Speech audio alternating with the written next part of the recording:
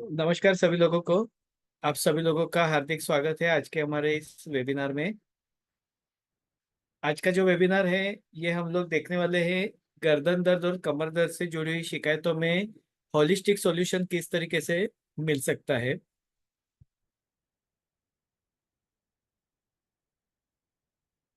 आप लोग अपना नाम और लोकेशन लिखेंगे, आप कहाँ से हैं और कि, अगर आपको कोई तकलीफ है गर्दन या कमर दर्द से जुड़ी, अगर नेक से जुड़ी शिकायत है तो एन लिखिए, कमर दर्द से जुड़ी शिकायत है तो एल लिखिए, और दोनों की भी शिकायत है तो एनएल लिखिए, यानी नेक और लोअर बैक। आपका नाम, आपका लोकेशन और आप कहाँ से हैं।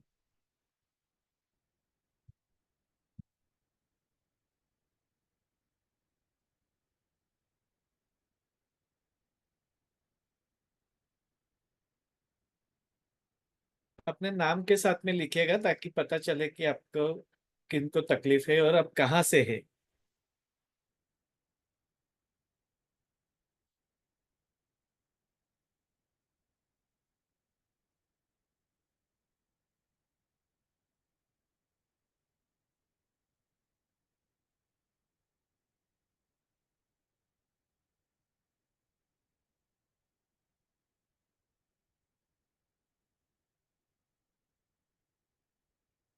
दीपक जी को लोअर बैक पेन है, राजेंद्र जी को नेक पेन है। ओके, दीपक जी एमपी से हैं, lower back pain. Toral Shah Ahmedabad Gujarat से हैं। आवाज आ रही है अभी? राजेंद्र जी नेक और mild back pain. I am from Jaipur. Okay, Rajendra ji Jaipur से हैं। लवीना दीवान जी इंदौर से हैं। आशा जी डोंबिवली से हैं।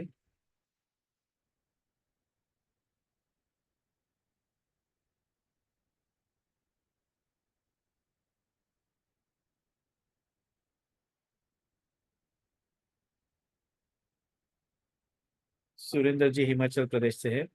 आप में से जिन लोगों को भी नेक पेन है तो एन लिखिए, और बैक पेन है तो लोअर बैक पेन है तो एल भी लिखिए, या एल लिखेंगे तो भी चलेगा, बैक पेन है तो बी लिखेंगे तो भी चलेगा, और दोनों भी है तो एन एल लिख सकते हैं।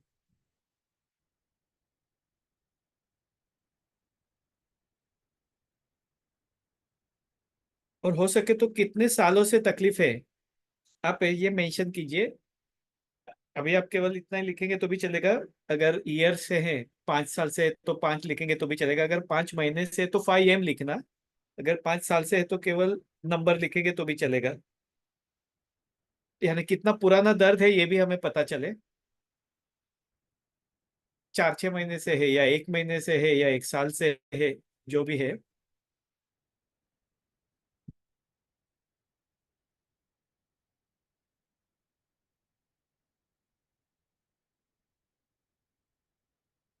ओह, 18 ईयर्स से है, 15 दिन से है। ओके लविन जी। रेखा राम चौधरी बैक पेन 4-5 साल से है। ओके।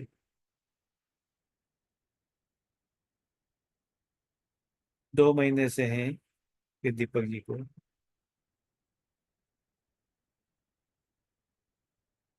रेखा जी बारमेर राजस्थान से है। ओके।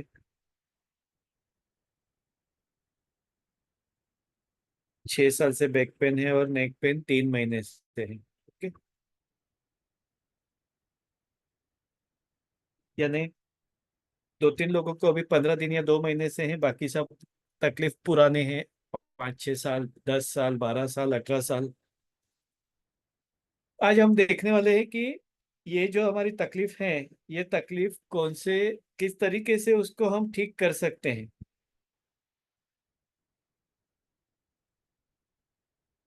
ओके, फ्रोजन शोल्डर है। C5, C6, C7 last 2 month से। ओके।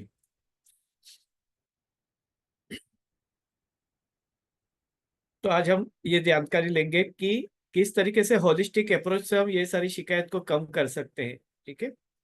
सो रेडी है सब लोग? रेडी है तो आप देखिए, तो हम आगे बढ़ते हैं।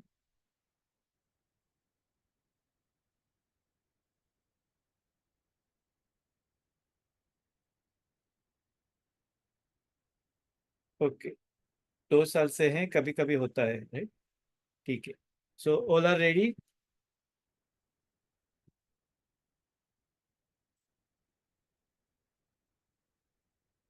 स्पाइनल हेल्थ, हमारी जो रीढ़ की हड्डी है उसकी सेहत का अच्छा होना बहुत ही जरूरी है, क्योंकि उसके ऊपर हमारे पूरे शरीर का दारोमदार होता है। हाथ और पैर के या छाती और पेट के सारे नर्व वहीं से शुरू होते हैं।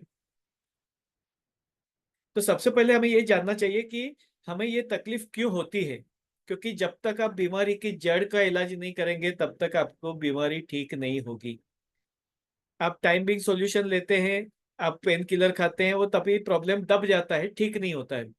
तो ठीक अगर करना है तो आपको उसके लिए पहले क्या क्या पॉसिबल वजह है वो जानना जरूरी है, और वो वजह को अगर आप ठीक करते हैं तभी जाकर के आप बीमारी को ठीक कर सकते हैं। राइट। तो हम देखेंगे कि कौन सी वजह से हमें तकलीफ होती है। सबसे पहले तो इम्प्रॉपर पोस्चर, हमारा बैठने का उठने का तरीका अगर गलत होगा तो वो हमें बहुत तकलीफ देता है। ये हमें पता नहीं चलता, लेकिन उसका असर हमें बाद में दिखाई देता है।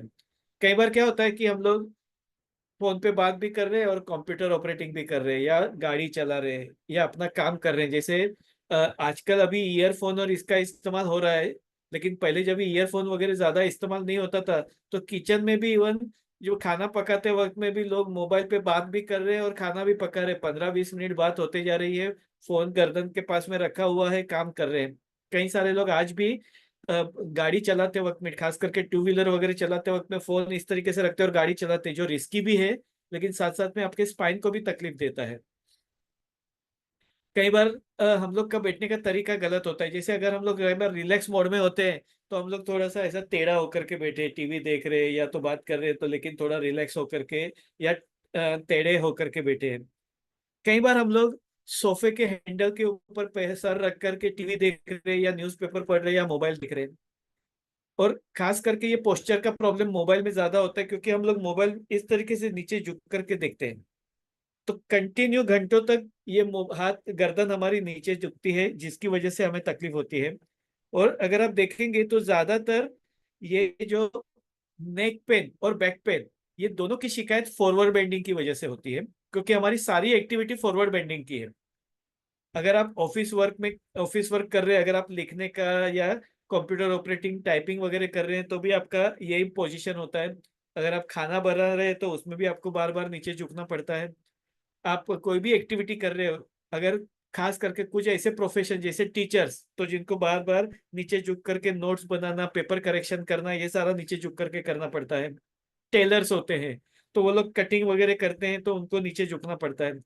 डिजाइनर्स होते हैं, फैशन डिजाइनर हो या ज्वेलरी डिजाइनिंग करते हो या इंटीरियर डिजाइनिंग करते हो या सिविल वर्क वगैरह आर्किटेक्ट, तो ये लोग ड्राइंग वगैरह बनाते हैं तो उनको नीचे झुक करके ही कंटिन्यू काम करते रहना पड़ता है। कोई एम्ब्रॉयडरी का वर्क करता है, कोई सिलाई का काम करता है, कोई खाना बनाने का काम करता है। तो सारे काम, हमारे घर के काम हो, ऑफिस के हो या बाकी की एक्टिविटीज हो, जिसमें हमें आगे झुकने की एक्टिविटीज ज्यादा होती है। तो लोअर बैक पेन भी जो होता है वो आगे झुकने, फॉरवर्ड बेंडिंग और वेट लिफ्टिंग, ये दोनों चीजों से कमर का दर्द ज्यादा होता है। तो जो लोगों को आगे झुकना पड़ता है, जैसे घर का भी काम है तो अगर झाड़ू पोछा लगाना है तो हमें आगे झुकना पड़ता है, बर्तन मांजने, कुछ काम करना है, खाना बना रहे हैं तो कुछ चीजें नीचे से रखी है ऊपर लेनी है, तो ये काम हमें करना होता है तो उठ बैठ करनी पड़ती है। जो लोग सेल शॉपकीपर वगैरह है, सेल्समैन है, तो उनको भी शॉप में बार बार नीचे झुकना पड़ता है, नीचे से चीज उठाओ रखो। तो ये फॉरवर्ड बेंडिंग की एक्टिविटी बहुत ज्यादा होती है। तो ज्यादातर हमारे जो काम है वो फॉरवर्ड बेंडिंग से होते हैं, जिसकी वजह से नेक का प्रॉब्लम और बैक का प्रॉब्लम ज्यादा होता है।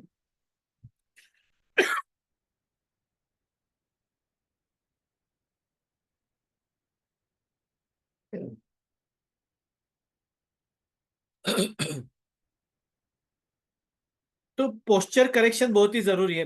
कई बार आपने स्टूडेंट्स को भी देखा होगा, स्टूडेंट्स भी पढ़ाई करते वक्त में एकदम से एक साइड पे झुक करके काम करते हैं, पढ़ाई कर रहे हैं, या पढ़ते वक्त में उनकी बुक बराबर नहीं। इवन हम लोग भी कभी काम करते वक्त में कंप्यूटर ऑपरेटिंग या कोई काम है तो हम पहले तो स्ट्रेट बैठते हैं, और बाद में फिर धीरे धीरे धीरे ओवर द पीरियड हम लोग भी झुक जाते हैं, हमें पता भी नहीं चलता है।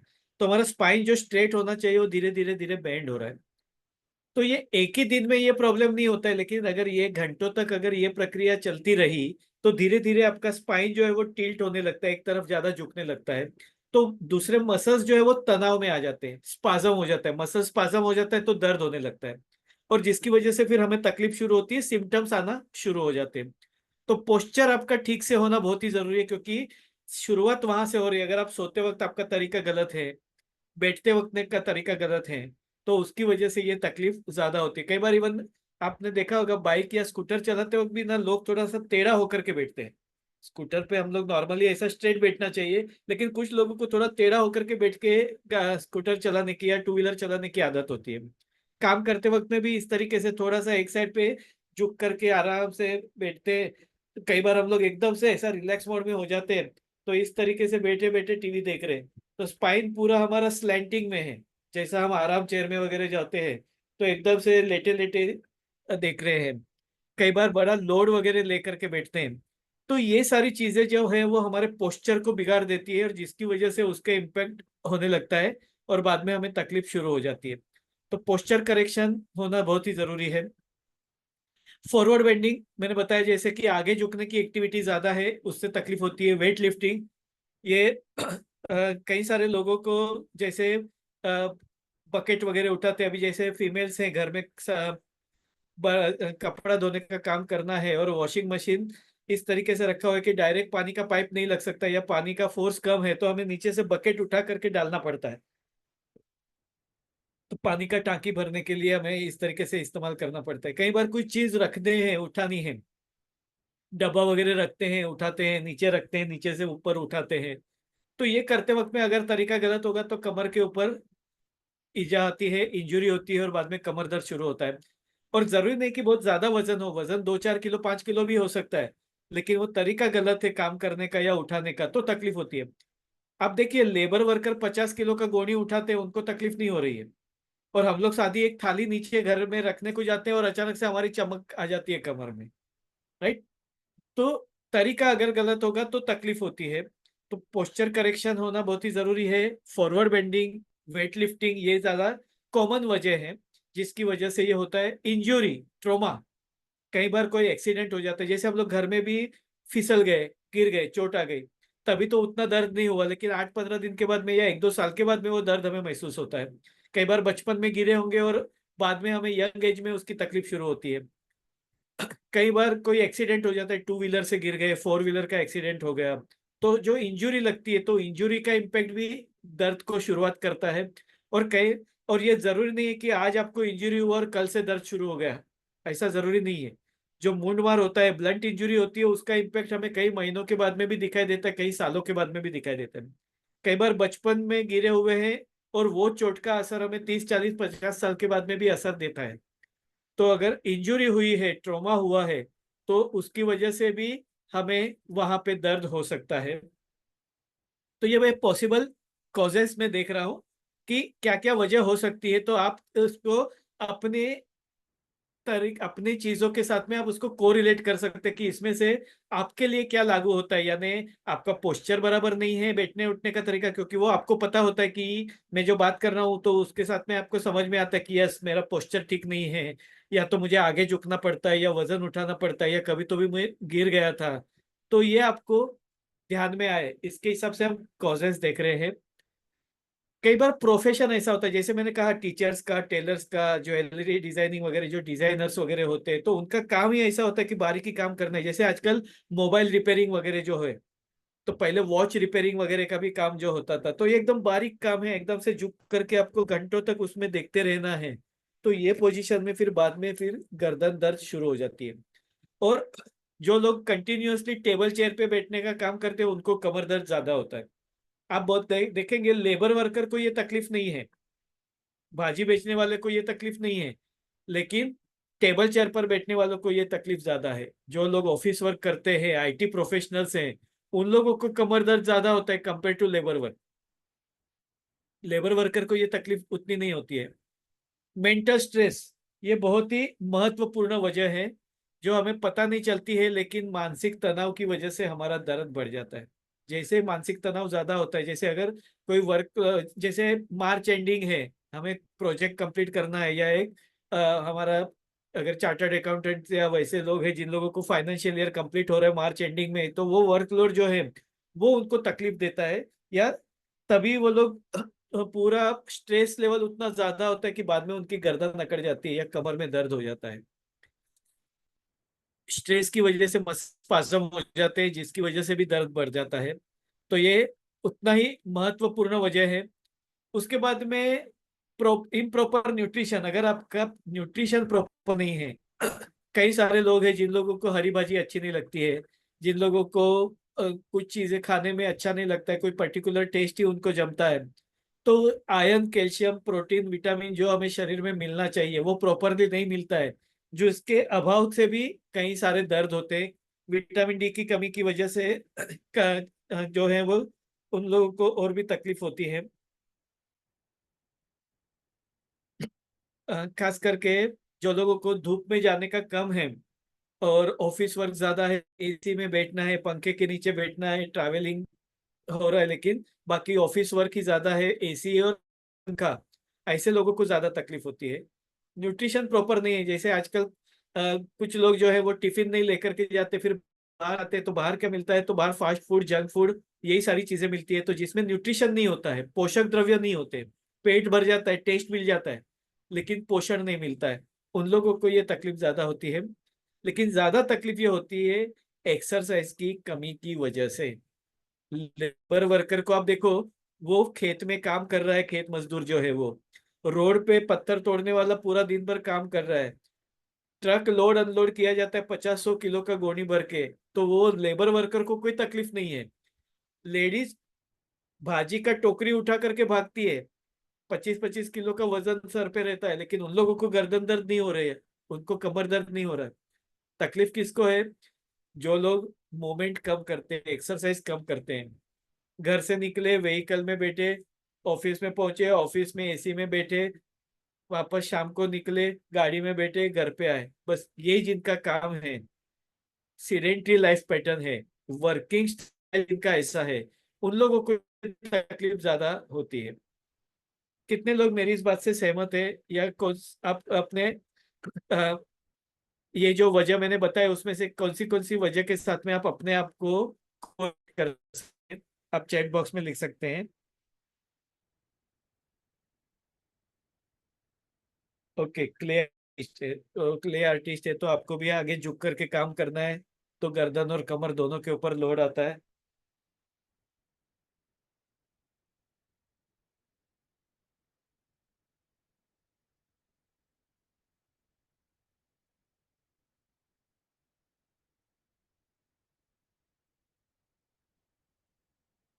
इन लोगों को नेक पेन है, गर्दन का दर्द है, या स्पॉन्डिलाइटिस वगैरह की शिकायत है, तो जिनको भी है आप चैट बॉक्स में मी लिखिए। तो सबसे पहले हम देखेंगे कि गर्दन से जुड़ी शिकायतों के क्या क्या सिम्टम्स होते हैं। Okay, mobile excessive use majority यही है, सभी लोगों को आजकल स्टूडेंट एज से ये तकलीफ हो रही है। पहले ऐसा देखा जाता था कि स्पॉन्डिलाइटिस आर्थराइटिस ये 40-45 साल के बाद होने वाली तकलीफ है, डीजनरेटिव चेंजेस की वजह से होने वाली तकलीफ है। लेकिन आजकल डीजनरेटिव चेंजेस भी 30s में होने लगे हैं, और स्टूडेंट एज से मस्कुलर पेन और ये सारी शिकायतें बढ़ रही है ड्यू टू मोबाइल यूज और improper food habits as well as sitting postures. जिनको भी गर्दन या गर्दन की रीढ़ की हड्डी में तकलीफ हो तो क्या क्या हो सकता है उनको? एक तो नेक पेन, गर्दन में दर्द होता है। नेक स्टिफनेस, गर्दन अकड़ जाती है, पीछे देखना हो तो वो पूरी गर्दन को घुमाना पड़ता है, नहीं तो नॉर्मली हम आराम से पीछे देखें, लेकिन जिनको नेक स्टिफनेस है उनको पूरे शरीर को घुमाना पड़ता है पीछे देखने के लिए। गर्दन दर्द की वजह से कई बार हाथ में दर्द हो सकता है, चेहरे पर या सर में भी दर्द या भारीपन महसूस होता है। कई बार हमें एक साइड के ऊपर आंख के ऊपर वजन लगता है, सर के ऊपर वजन लगता है, कई बार चेहरे के ऊपर वजन लगता है, तो उसकी वजह गर्दन का दर्द हो सकता है या गर्दन की रीढ़ की हड्डी में तकलीफ हो सकती है। शोल्डर पेन हो सकता है, शोल्डर में स्टिफनेस हो सकती है, फ्रोजन शोल्डर हो सकता है, क्योंकि गर्दन और कमर गर्दन और कंधा ये कनेक्टेड है, तो वहां से गर्दन से जो नस निकलती है वो हाथ तक जाती है, तो शोल्डर पेन हो सकता है। हाथ में झुंझुनाहट या टिंगलिंग नमनेस महसूस हो सकती है। हाथ में कमजोरी भी महसूस हो सकती है। तो ये सारे अलग अलग सिम्टम्स है। कई बार गर्दन में नस दबने की वजह से वर्टिगो यानी चक्कर आने की भी तकलीफ हो सकती है।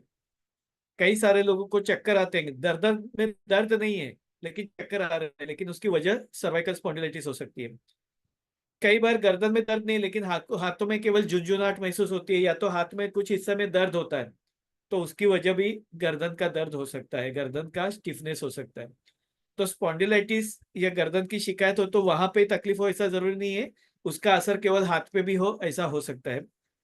आपको किसको ऐसा कोई सिम्टम महसूस होता है जिनको या तो वर्टिगो हो, या तो उनको हाथ पैर में पेन होता हो, हाथ में पेन होता हो, या नमनेस होता हो? तो कोई अगर आपको ऐसे कोई सिम्टम्स है तो आप मेंशन कर सकते हैं चैट बॉक्स में।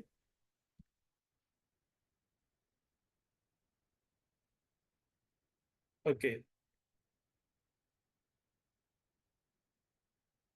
नेक स्टिफनेस है और मिड बैक स्टिफनेस है, हेडेक है, चक्कर है, ओके, हैंड पेन है दोनों हाथ में, यानी सबके अलग अलग सिम्टम्स होते हैं लेकिन उसका ओरिजिन यहाँ पे गर्दन से रिलेटेड हो सकता है।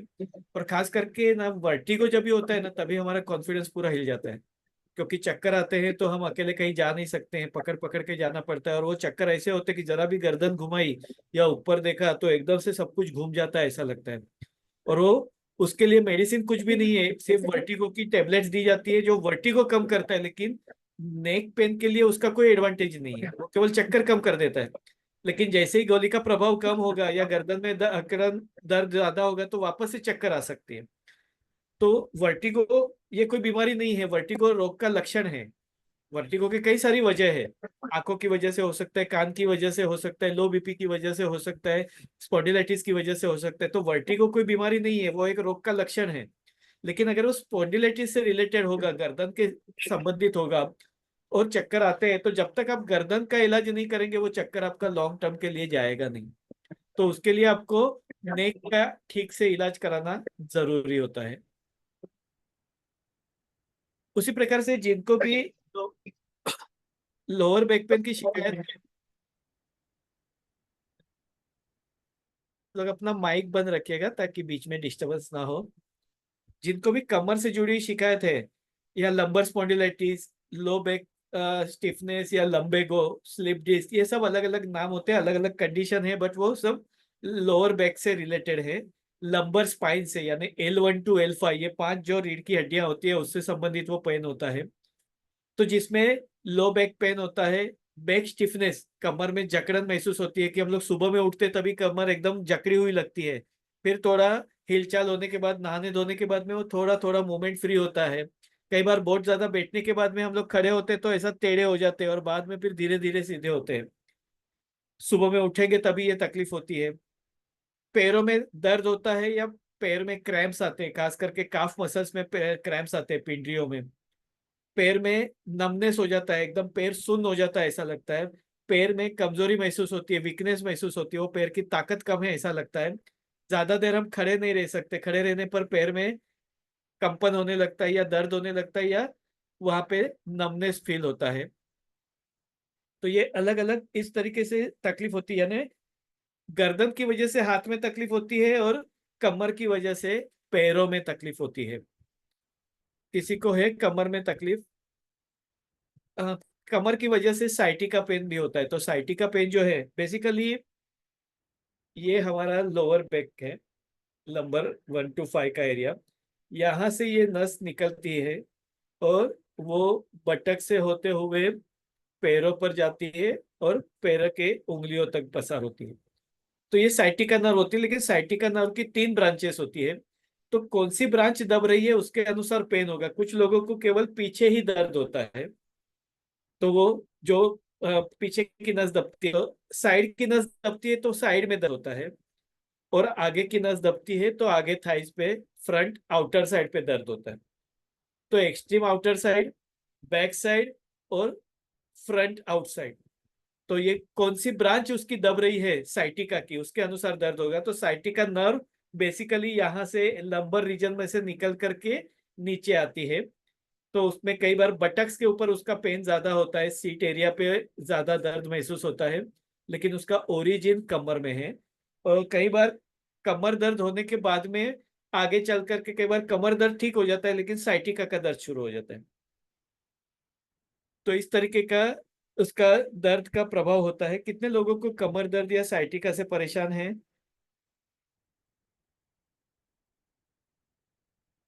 आपकी जो तकलीफ है वो मेरी बात से आप कोरिलेट कर पाते हैं?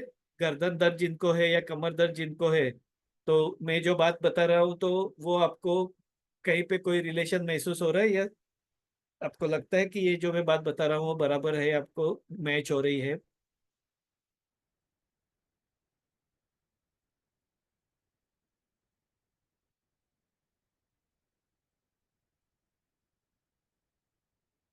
ओके, कमर दर्द बटक्स तक है, राइट? तो वो नॉर्मली लंबर स्पॉन्डिलाइटिस जो होता है तो लोअर बैक पेन में, तो वहां से वो बटक्स पर उसकी नस जो ना जाती है तो वो हमें दर्द करता है।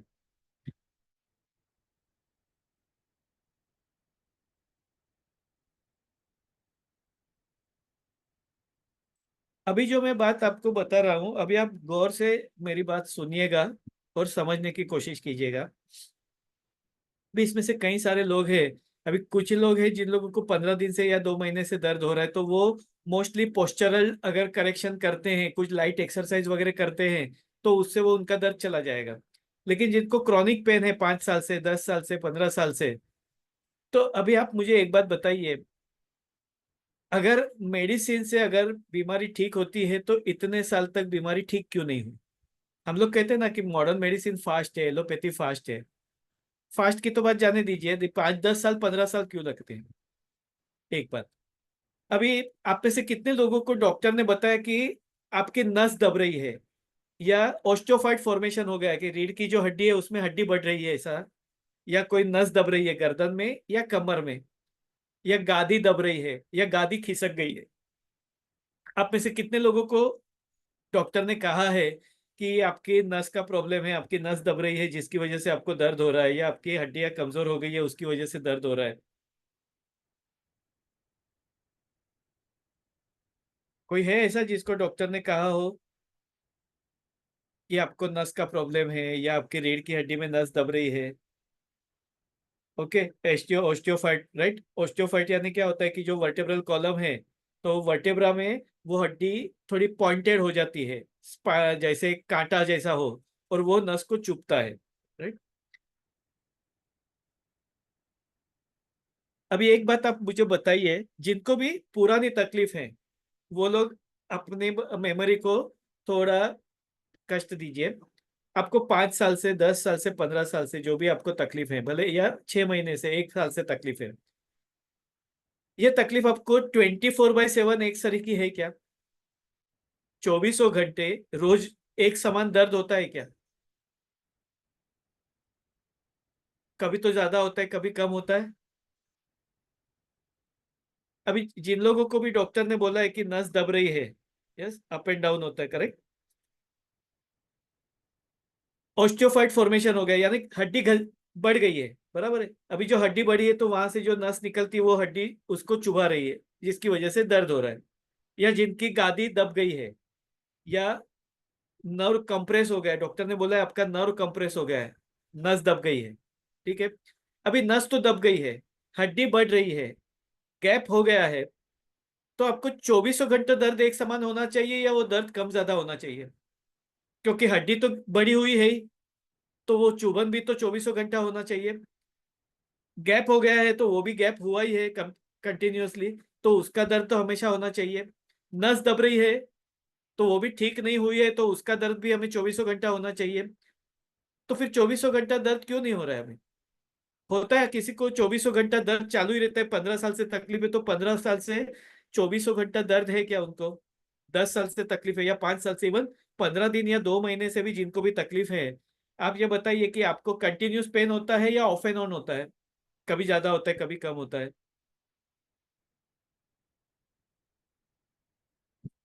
देखिए, आप रिस्पॉन्ड करेंगे तो मुझे भी पता चलेगा कि आप मेरी बात समझ पा रहे हैं।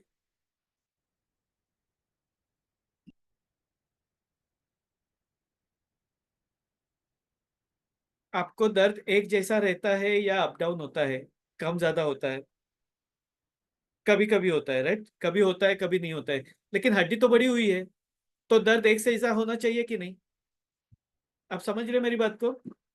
हड्डी बढ़ गई है, या नस दब गई है, या गैप हो गया है, तो दर्द तो एक समान रहना चाहिए, लेकिन नहीं रहता है। क्यों? क्योंकि आयुर्वेदा के अनुसार ये सारी वात की शिकायत है। उसका मतलब क्या? डिजेनरेशन हो गया है, वहां पे नस दब गई है या हड्डी घिस गई है, जो भी तकलीफ है वो तो है ही। लेकिन जब भी वहां पे वायु जाके अटकता है, गैस अटकता है, तभी जाके हमें तकलीफ होती है। गैस छूट गया तो तकलीफ कम हो जाती है। इसके लिए बारिश के मौसम में दर्द बढ़ जाता है, खट्टा खाने पर दर्द बढ़ जाता है, गैस हो जाने पर दर्द बढ़ जाता है। जैसे अगर हम लोगों ने छोले भटूरे खा लिए, या तो पटाटा का भाजी खा लिया, या फर्मेंटेड फूड खा लिया, इडली डोसा या ब्रेड पाव जैसी चीजें ज्यादा खा ली, उस दिन दर्द बढ़ जाएगा। इमली खा लिया, अचार खा लिया, दर्द बढ़ जाएगा। आपने कभी महसूस किया है इस बात को? यस, डी जनरेशन तो हो चुका है रेगुलर। तो डी जनरेशन रिकवर नहीं हुआ है, तो दर्द तो एक जैसा होना चाहिए, बट नहीं होता है। क्योंकि आयुर्वेदा के अनुसार जो हिस्सा आपका कमजोर है, वहां पे जाके वायु अटकता है, और वायु वहां पे परेशानी देता है, इसकी वजह से हमें दर्द होता है। और जैसे वायु वहां से हट जाता है तो हमें दर्द कम होता है। लेकिन डॉक्टर इस बात को मानते नहीं है, क्योंकि एमआरआई में गैस नहीं दिखाई दे रहा है, एक्सरे में वो वहां पे रीढ़ की हड्डी घिस गई है ये दिखाई दे रही है, ऑस्टियोफाइड दिखाई दे रहा है, लेकिन गैस नहीं दिखाई दे रहा है। और जो चीज दिखती नहीं है वो लोग उसको मानते नहीं है। लेकिन वैसे तो हवा भी दिखाई नहीं दे रही है, लेकिन उसका मतलब हवा नहीं है ऐसा तो नहीं है। समझ रहे हैं मेरी बात को आप? मैं जो बताना चाहता हूँ आपको ध्यान में आ रहा है? क्योंकि आप सोचो ना कि जिन लोगों को भी 12-15 साल से तकलीफ है, आपने सबसे पहले जब भी आपको, या 15 दिन से या 2 महीने से भी जिनको भी तकलीफ है, जैसे हमें तकलीफ होती है तो पहले हम क्या करते हैं? पेन किलर हमारे पास अवेलेबल है तो वो खा लेते हैं। अवेलेबल नहीं है तो मेडिकल स्टोर से 2-4 दिन ला करके देखते हैं कि कुछ चमक भर गया होगा, कुछ वजन उठाया, ट्रैवलिंग किया, एक्सर्शन हुआ, दर्द हो गया, टाइम बिंग मसल कैच हो गया है, तो हमने पेन किलर खा ली 2-3 दिन, फर्क नहीं हुआ। फिर हमने फैमिली डॉक्टर को दिखाया, फैमिली डॉक्टर ने भी हमें 5-10 दिन 15 दिन की दवाई दे दी, कुछ लगाने के लिए मलहम दिया, कुछ सिकाई करने के लिए बोला, उससे फायदा नहीं हुआ। फिजियोथेरेपी करने के लिए बोला, उससे फायदा नहीं हुआ। ऑर्थोपेडिक डॉक्टर को बताया, उसने एमआरआई निकालने को बोला, उसमें बताया कि आपकी L4 L5 में गादी खिसक गई है, या गादी दब रही है, या C5 C6 में आपकी रीढ़ की हड्डी दब रही घस घिस गई है। ठीक है? तो भी ये सारी प्रक्रिया अगर कर रहे हैं हम, हमने सबसे पहले पेन किलर लिया, यानी मॉडर्न मेडिसिन यानी एलोपैथी लिया, मेडिकल स्टोर से भी हमने तो वही लिया, फैमिली डॉक्टर ने भी यही दिया, ऑर्थोपेडिक ने भी उसके हायर डोसेज दिए, तो उसके बावजूद 15-15 साल से दर्द कम क्यों नहीं हो रहा है? अगर उसमें इलाज होता तो 15 साल लगते क्या? सबसे पहले बड़ी बात तो यही है। 5 साल लगते क्या, 10 साल लगते क्या अगर इलाज है तो? इवन 2 महीने भी क्यों लगे? इलाज का मतलब क्या होता है? आप 5-10 दिन ट्रीटमेंट करो वो ठीक हो जाता है, उसको इलाज बोलते हैं। जिंदगी भर ट्रीटमेंट लेने को इलाज नहीं बोलते, वो तो मेंटेनेंस है, टाइम भी। आप मोबाइल रिचार्ज कर रहे, मतलब चार्जिंग पे रखते हैं, मोबाइल इस्तेमाल कर रहे, चार्जिंग से निकाला, प्रॉब्लम वापस शुरू। जब तक दवाई ले रहे अच्छा लग रहा है, दवाई छोड़ दिया तकलीफ शुरू। ये ऐसा ही होता है ना? क्या और कुछ आपको अलग लगता है?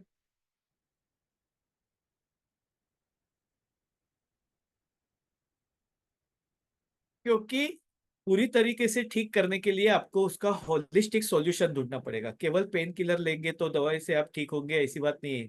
इवन कोई भी दवाई आप होम्योपैथी लो, आयुर्वेदिक लो, एलोपैथी लो, कोई भी दवाई लेंगे, डॉक्टर और इलाज, कोई भी ट्रीटमेंट और कोई भी मेडिसिन और कोई भी डॉक्टर आपको 50% से ज्यादा फायदा नहीं दे सकते।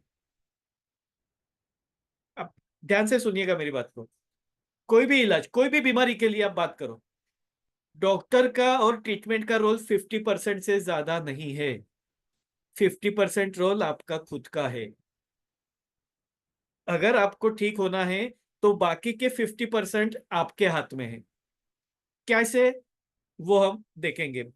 देखिए, बीमारी को ठीक होने के लिए कई सारी वजह, जैसे मैंने बताया पोस्चर गलत होगा, अगर आपका बैठने उठने का तरीका ही गलत है तो डॉक्टर क्या कर सकते हैं, उसकी दवाई से क्या फायदा होगा आपको, जब तक आपका बैठने का तरीका गलत हो तो जब तक आप उसको सुधारेंगे नहीं, आप ठीक नहीं होंगे। आप हरी भाजी नहीं खा रहे हैं, आप धूप में नहीं जा रहे हैं, आप में विटामिन डी की कमी है, आप में कैल्शियम की कमी है, तो आपकी हड्डी मजबूत कैसे होगी। तो वो हरी भाजी खाना तो आपका काम है, धूप में जाना तो आपका काम है।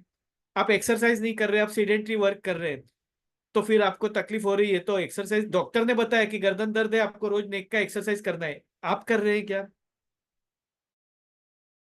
बता दिया आपको। यानी हमें अपना रोल ठीक से निभाना जरूरी है।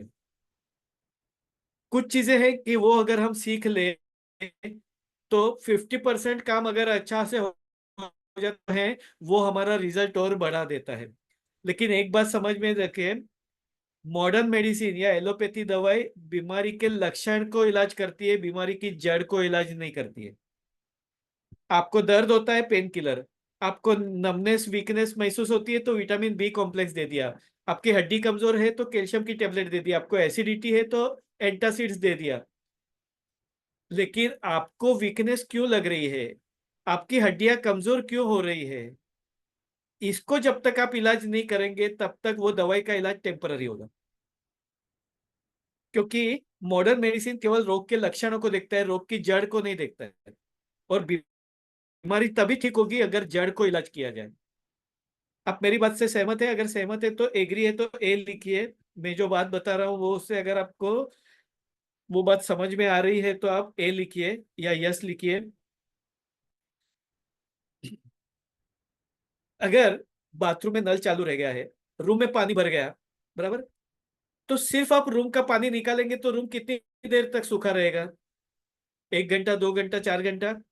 वो वापस से गीला होगा, क्योंकि बाथरूम में नल चालू है, पानी आते रहेगा। तो अगर हमें रूम को सूखा रखना है तो क्या करना पड़ेगा? बाथरूम का नल बंद करना पड़ेगा, उसके बाद रूम का पानी निकालो तब वो सूखा रहेगा। बराबर है। बस यही काम मेडिसिन करता है। मेडिसिन क्या काम करता है? केवल रूम का पानी निकालता है। आपने आज गोली खा ली, आज आपको अच्छा लगा या उसका पावर है तब तक 2, 4, 6 दिन अच्छा लगा। जैसे मेडिसिन का पावर कम हो गया आपको वापस तकलीफ शुरू। तकलीफ कहीं गई नहीं थी, आपको महसूस नहीं हो रही थी पेन किलर के प्रभाव में। पेन किलर दिमाग को सुन्न कर देता है तो हमें पता नहीं चलता है कि हमें दर्द हो रहा है, लेकिन हमारी तकलीफ वहीं पे है, लेकिन हमें महसूस नहीं हो रही है। कितने लोग ऐसे हैं कि जो लोग केवल दवाई लेते हैं तब तक अच्छा लगता है, दवाई छोड़ने पर वापस शिकायत शुरू हो जाती है। Yes, right, all are agree with me, right. क्योंकि ये फैक्ट है। मैं जो बता रहा हूँ वो अगर आपको लॉजिकल लगता है तो आपको समझ में आएगा कि इतने सालों तक बीमारियां नहीं। तो आप मेरे को बताइए, हम लोग जिसको फास्ट ट्रीटमेंट कहते हैं, एडवांस ट्रीटमेंट कहते हैं, तो सालों तक दवाइयां क्यों लेनी पड़े? फिर कोई भी बीमारी हो, भले वो थायराइड हो, डायबिटीज हो, बीपी हो, चलो वो अलग कंडीशन है, हम लोग उसकी बात नहीं करते। लेकिन ऑर्डिनरी पेन, इसके लिए हमें सालों तक दवाइयां, क्योंकि बीमारी की जड़ को इलाज नहीं किया जाता। और जब तक आप बीमारी की जड़ को इलाज नहीं करेंगे तब तक आपकी बीमारी पूरी तरीके से ठीक नहीं होगी। कोई भी बीमारी हो, फिर भले वो एसिडिटी हो, माइग्रेन हो, या फिर आपका थायराइड हो, या डायबिटीज हो, या जॉइंट पेन हो, कोई भी बीमारी का जड़ से इलाज अगर होता है तो ही वो ठीक होती है। और ये जड़ से इलाज करने के लिए ही आपको कुछ ऐसी चीजें सीखनी चाहिए जिसका इस्तेमाल आप कर सकते हैं। भले आप डॉक्टर नहीं हैं तो आप 100% अपनी ट्रीटमेंट नहीं कर सकते, लेकिन एटलीस्ट जो आपका रोल है, जो आपको करना चाहिए, अगर वो आप कर लेते हैं तो आपको दवाइयों के ऊपर डिपेंडेंट नहीं रहना पड़ेगा। इवन दवाइयां खाने के बाद में भी इतने साल तक, आप 15 साल 10 साल से आप परेशान हो रहे हैं, ये परेशान नहीं होना पड़ेगा। अभी जो लोगों को 15 दिन से तकलीफ है, 2 महीने से तकलीफ है, वो भी वो इनिशियल स्टेज में है। अगर वो अपना करेक्शन नहीं करते हैं तो बाद में वो लोगों को भी ये प्रॉब्लम बाद में क्रॉनिक होते जाएगा। अभी एक्यूट है, इनिशियल स्टेज में है, अभी अगर आप सीख करके उसका इलाज कर लो तो आगे वो बढ़ेगा नहीं। वरना वो बाकी के जो लोगों को 5-10 साल से जैसे तकलीफ है वैसे नौबत आ सकती है। बराबर है। तो इसके लिए हमें होलिस्टिक सॉल्यूशन ढूंढना जरूरी है। तो उसके लिए क्या क्या कर सकते हैं? होलिस्टिक सॉल्यूशन मतलब क्या क्या हो सकता है उसमें? तो जिसमें हमें एक तो पोस्चर करेक्शन करना जरूरी होता है, क्योंकि अगर हमारा बैठने उठने का तरीका ही गलत होगा तो फिर हमें तकलीफ तो होने वाली है, क्योंकि वही बीमारी की जड़ है। अगर हमारा तरीका ही गलत है जिसकी वजह से दर्द हो रहा है, तो हमें वो करेक्शन करना जरूरी है। हमें कुछ योगा और एक्सरसाइज सीखनी होगी जिसकी वजह से हम हमारे जॉइंट्स की स्ट्रेंथ बढ़ा सके। अभी आप मुझे ये बताइए, जो लोग भी घर का काम कर रहे हैं या ऑफिस वर्क कर रहे हैं या प्रोफेशनल्स है, आईटी प्रोफेशनल या और भी कोई है, अभी जो लोग भाजी की टोकरी उठा करके घूम रहे हैं या पत्थर का घमेला भर करके सीढ़ी चढ़ उतर कर रहे हैं या ट्रक लोड अनलोड कर रहे हैं 50 या 100 किलो का गोनी भर के, वो लोग ज्यादा भारी काम कर रहे हैं या कंप्यूटर ऑपरेट करने वाला ज्यादा भारी काम कर रहे हैं या किचन का काम करने वाला ज्यादा भारी काम कर रहे हैं या डिजाइनिंग वर्क करने वाले ज्यादा भारी काम कर रहे हैं? कौन भारी काम कर रहा है? लेबर वर्कर कर रहे हैं या हम कर रहे हैं? लेबर वर्कर कर रहे हैं या हम कर रहे हैं? अगर लेबर वर्कर कर रहे हैं तो एल लिखिए, अगर हम कर रहे हैं सेल्फ लिखिए, एस लिखिए। लेबर वर्कर कर रहे हैं, बराबर है। यानी वो लोग उतना भारी काम कर रहे हैं, वो लोग 50 100 किलो का गोनी उठाते हैं, ट्रक लोड अनलोड करते हैं, हमारे घर का सामान पूरा शिफ्ट करते हैं। उन लोगों को ये तकलीफ नहीं है। जबकि होना किसको चाहिए? अगर वजन उठाने से तकलीफ होती है तो तकलीफ किसको होनी चाहिए? लेबर वर्कर को होनी चाहिए या कंप्यूटर ऑपरेट करने वाले को या किचन का काम करने वाले को होनी चाहिए? लेबर वर्कर को होनी चाहिए ना। लेकिन उनको नहीं हो रही है, क्योंकि वो लोग रेगुलर वो काम करने से उनकी एक्सरसाइज हो रही है, उनके मसल स्ट्रांग हो रहे हैं, वो लोग धूप में काम करते हैं, विटामिन डी मिल रहा है, उनका पसीना निकलता है तो डिटॉक्सिफिकेशन हो रहा है, और वो लोग सादा खाना खा रहे हैं, झुणका भाकर चटनी भाकरी खा रहे हैं। इसके लिए वो लोग हेल्दी है। उनका काम करने का तरीका देखो। आपने देखा होगा लेबर वर्कर को वो गोनी भी उठाता है ना, तो एक विशिष्ट पद्धति से गोनी उठाता है, मूवमेंट करता है, फिर जब भी ट्रक में डालने का रहेगा तो इस प्रॉपर पोजीशन में डालता है। तो उसका काम करने का तरीका सही है, इसके लिए उसको कमर में भी दर्द नहीं होता है, गर्दन में भी दर्द नहीं हो रहा है। और हमारा तरीका गलत होने की वजह से हम थाली रखने को जाते हैं और तकलीफ होते है। मैं आपको एक इंसिडेंट बताता हूँ। मेरे यहाँ पे एक पेशेंट आए, ये पोजीशन में हाथ ऐसे ऊपर, बस ये पोजीशन में आए। मैं बोला क्या हो गया, ऐसे क्यों हाथ रखा है? तो बोला मैं नहाने गया था बाथरूम में, मैंने जैसे ही मग्गा उठा करके पानी डाला मेरे सर पे, पता नहीं क्या मसल कैच हो गया, मेरा हाथ तभी वैसा का वैसा ही है। फिर जैसे तैसे कपड़े पहन करके मैं यहाँ अभी आया हूँ। आप मानेंगे नहीं, इसी पोजीशन में वो आया था। और उसके बाद में फिर उसको एक्यूप्रेशर वगैरह किया, कुछ पॉइंट्स किए, उसके बाद में फिर उसका हाथ नीचे आया। यानी आप सोचो, पानी का मग्गा जो टम्बलर में हार्डली आधा लीटर मैक्सिमम 1 लीटर पानी जाता है, वो पानी डालने से हमें गर्दन में तकलीफ हो गई। यानी आप सोचो कि हमारे मसल्स कितने वीक होंगे। भारी काम तो छोड़ दो, उसको 10 किलो का गोनी, 10 किलो का वजन उठाने का, वो सब चीजें तो बात की बात है। एक आधा लीटर 1 लीटर के पानी से भी अगर हमें ये तकलीफ होती है, हम लोग हमारी थाली नीचे रखने को जाते हैं और कमर में चमक आ जाती है।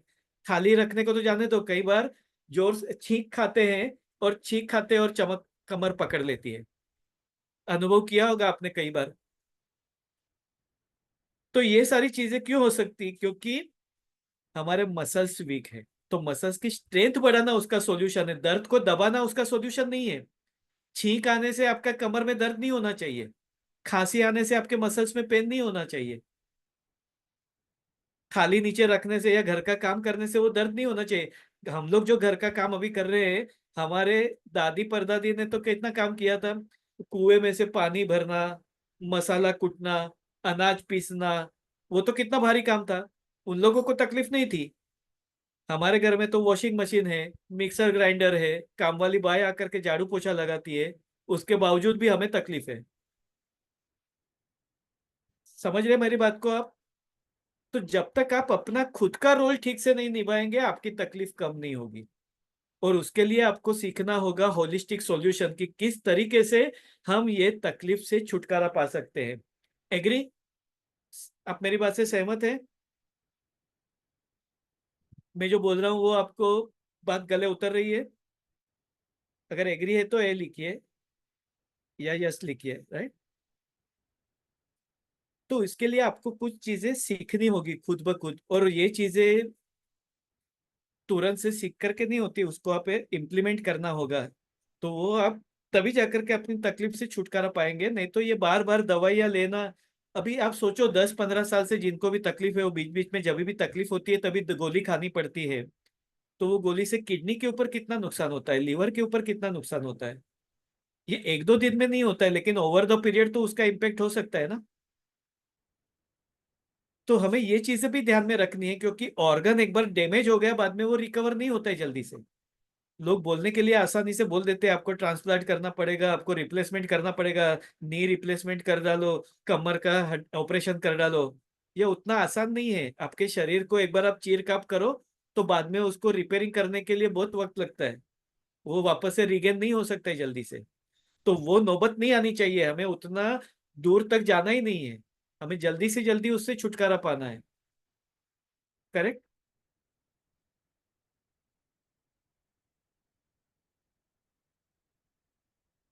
तो पोस्चर करेक्शन होना जरूरी है, कुछ योगा एक्सरसाइज न्यूट्रिशन के बारे में जानकारी होना जरूरी है, क्योंकि हमें पता ही नहीं है कि क्या खाना चाहिए और क्या नहीं खाना चाहिए।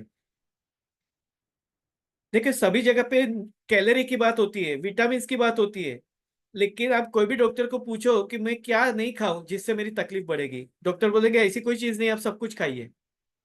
होता है ऐसा। लेकिन आप देखिए कि कई बार जब भी आपने खट्टा खा लिया आपको दर्द बढ़ गया, या आपने गैस फॉर्मिंग कोई प्रोडक्ट खा लिया जैसा फर्मेंटेड फूड या पोटेटोज वगैरह खा लिया तो आपका दर्द बढ़ गया। तो कई सारी ऐसी चीजें हैं जो हमें पता नहीं है कि हमारे रोज के खाने पीने में आ रही हैं, और वो हमारी तकलीफ बढ़ा रही है। हमें लगता है हम दवाई खा रहे हैं, इतना अलग अलग इलाज कर रहे हैं, आयुर्वेदिक लिया, होम्योपैथी लिया, उसके बावजूद भी हमारा दर्द कम नहीं हो रहा है। क्योंकि कहीं पे खाने पीने की जो परहेज होती है वो अगर हम फॉलो नहीं करते हैं तो उससे हमें तकलीफ हो सकती है, उससे हमारा दर्द बढ़ सकता है। क्योंकि हमें आग को बुझाना है तो हमें पानी डालना पड़ेगा, लेकिन अगर हम उसमें घी डालेंगे तो आग नहीं बुझेगी बल्कि वो बढ़ेगी। राइट। उसके बाद में हमें स्ट्रेस रिलीफ के लिए भी कुछ चीजें सीखनी चाहिए, क्योंकि स्ट्रेस की वजह से कई सारी बीमारियां होती है। तो हमें स्ट्रेस को कम करना बहुत ही जरूरी है, तो तनाव कैसे कम हो ये चीजों के ऊपर हमें ध्यान देना होगा। क्योंकि जो लोग ऑफिस वर्कर्स हैं, जिन लोगों को कंटिन्यूस प्रेशर है, प्रोजेक्ट करना है, टारगेट है, कंपटीशन है, तो उन लोग कंटिन्यू स्ट्रेस में होते हैं, तो स्ट्रेस में ये तकलीफ और भी बढ़ जाती है। तो ये सारी तकलीफ जो होती है वो बाद में फिर जल्दी से कंट्रोल में नहीं आती है। अ, अभी मैं आपको कुछ इनिशियल एक जो एक्यूप्रेशर के पॉइंट्स बताऊंगा कि जो लोग ऑलरेडी आज आए हैं तकलीफ में है तो उनकी तकलीफ कम हो, उसके लिए एक शुरुआत हो जाए, ताकि वो अपना खुद का इलाज करना शुरू कर सके। और उसके बाद में मैं किस तरीके से हम ये होलिस्टिक सॉल्यूशन सीख सकते हैं उसके वर्कशॉप के बारे में मैं जानकारी दूंगा। तो जिन लोगों को भी ये सॉल्यूशन सीखने में इंटरेस्ट है वो सीख सकता है। बट एट प्रेजेंट मैं आपको पॉइंट्स बता देता हूँ, वो आप देख लीजिए। जिनको भी गर्दन दर्द है, कितने लोगों को गर्दन का दर्द है, नेक पेन जितने लोगों को है, वो लोग ध्यान से पहले देखिएगा। वैसे ये पॉइंट कोई भी कर सकता है, जिनको तकलीफ नहीं है वो भी वो इस्तेमाल करे तो उनको बार बार तकलीफ नहीं होगी, या कभी कभार हमें ओकेशनली पेन होता है तो वो भी नहीं होगा। हमारी उंगली पे ये जो जॉइंट है ये नेक से रिलेटेड है। अभी ये पॉइंट पे हम लोग जनरली जब भी दबाव देते हैं तो हम लोग जिम्मी का इस्तेमाल करते हैं, प्रेस करते हैं। लेकिन आपके पास में नहीं है तो आप पेन का इस्तेमाल कर सकते हैं। आप पेन से प्रेस करके देखिए आपको पॉइंट पेनफुल मिलता है कि नहीं। आपको ये पॉइंट के ऊपर, उंगली के ऊपर, सभी उंगली पे मिलेगा। तो ये उंगली के ऊपर आप दबाव दे करके देखिए आपको दर्द होता है कि नहीं, पेनफुल है कि नहीं। ये एक पॉइंट। और दूसरा अंगूठे में देखिए आप, अंगूठे में ये जो जॉइंट है, ये दोनों जॉइंट के बीच का अंतर जो है ये आपका गर्दन से जुड़ा हुआ एरिया है, ये आपका नेक रिलेटेड एरिया है। तो ये एक अंगूठे में ये एरिया सर्वाइकल एरिया है, और उंगली में ये एरिया। तो जिनको भी उंगली में नेक पे पेन है वो लोग ये सारे पॉइंट्स को पेन या पेंसिल से प्रेस करके देखें। आप अपने अंगूठे में इस तरीके से पेन से मसाज कीजिए, या इस तरीके से उसको रोटेट कीजिए। आपको वो एरिया पेनफुल है कि नहीं वो चेक करिए आप। दर्द होता है कि नहीं, कि यहाँ पे भी चेक कीजिए, यहाँ पे भी चेक कीजिए। और चेक करके आप पेनफुल है तो चैट बॉक्स में लिखिए पेनफुल या यस लिखिए।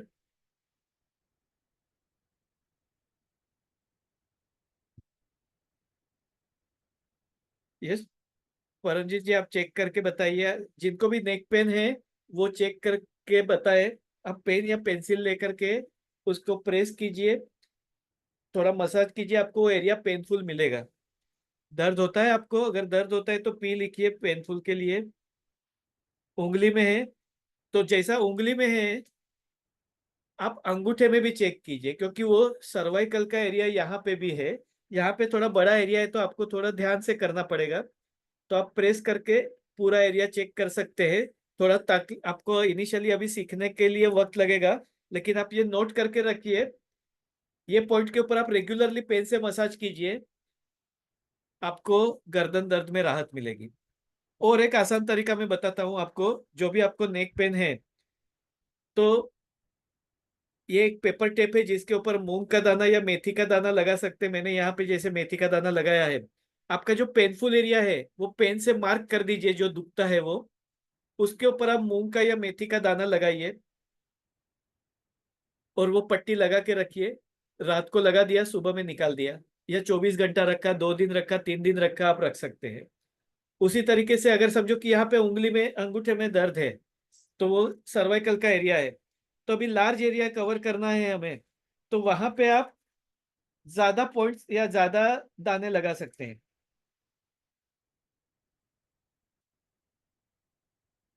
तो ये पट्टी है, समझो कि मैंने कई सारे दाने लगाए हुए, देखिए ये मूंग के या मेथी के दाने, तो वो मेरे ये नेक का एरिया है, यहाँ पे मैंने लगा दिया।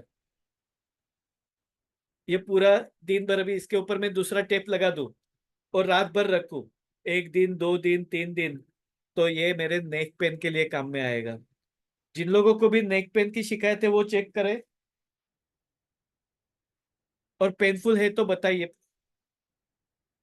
यस, पेनफुल है, होना ही है। और ये एक उंगली पे नहीं, सारी उंगली पे होगा, और एक हाथ में नहीं, दूसरे हाथ में भी होगा, अंगूठे में भी और उंगली में भी।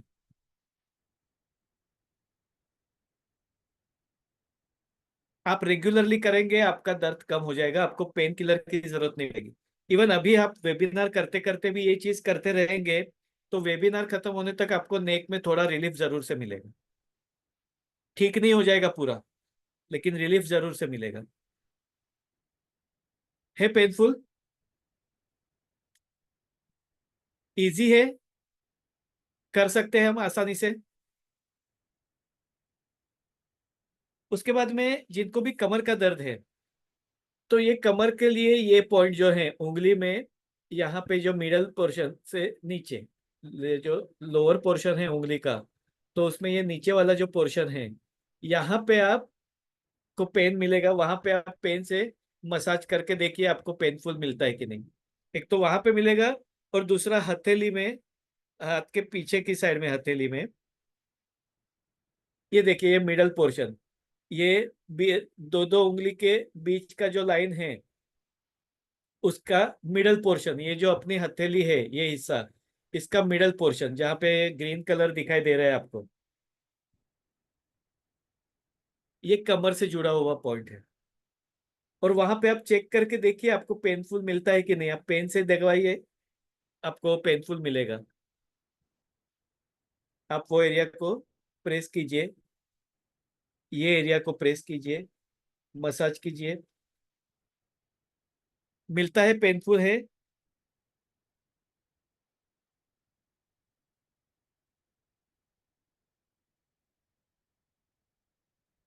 पेनफुल। जिनको भी कमर का दर्द है वो चेक करके बताए ये एरिया आपको पेनफुल मिला क्या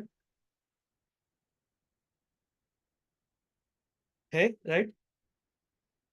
तो वो पॉइंट के ऊपर आप, जैसे ये दाना बांधा, पट्टी बांधी है, तो वैसे आप यहाँ पे भी पट्टी बांध सकते हैं। कमर का जो पॉइंट है वहां पे आपने मूंग का दाना या मेथी का दाना लगाया। अगर ज्यादा एरिया बड़ा है तो 2 3 4 पॉइंट लगा दिए। इस तरीके से आप प्रेस करते रहे। और कमर का एरिया बड़ा है, तो इस तरीके से अपने मल्टीपल पॉइंट्स है, तो वो यहाँ पे लगाए, इस तरीके से भी लगा सकते हैं आप, या कमर का ये एरिया में आप लगा सकते हैं।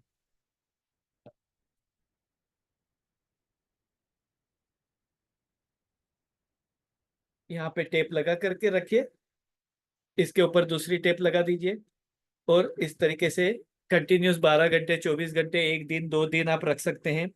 ये पेपर टेप आपको मेडिकल स्टोर में मिल जाएगी, सर्जिकल टेप होती है कागज की, ½ इंच की और 1 इंच की।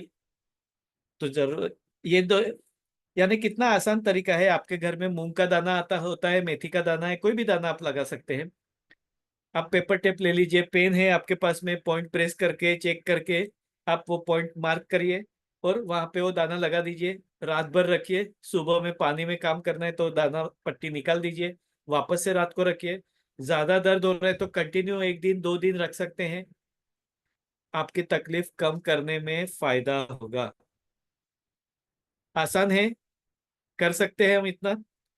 देखिए, आपको अपने लिए कुछ तो अपने हिसाब से करना ही पड़ेगा। आप अगर सिर्फ डॉक्टर और दवाई के ऊपर डिपेंडेंट होंगे तो फिर 10-15 साल आपको लगेंगे ना बीमारी को ठीक होने के लिए। मैंने कहा ना कि डॉक्टर और पेश दवाई का रोल बहुत लिमिटेड है, आपका खुद का रोल बहुत महत्वपूर्ण है।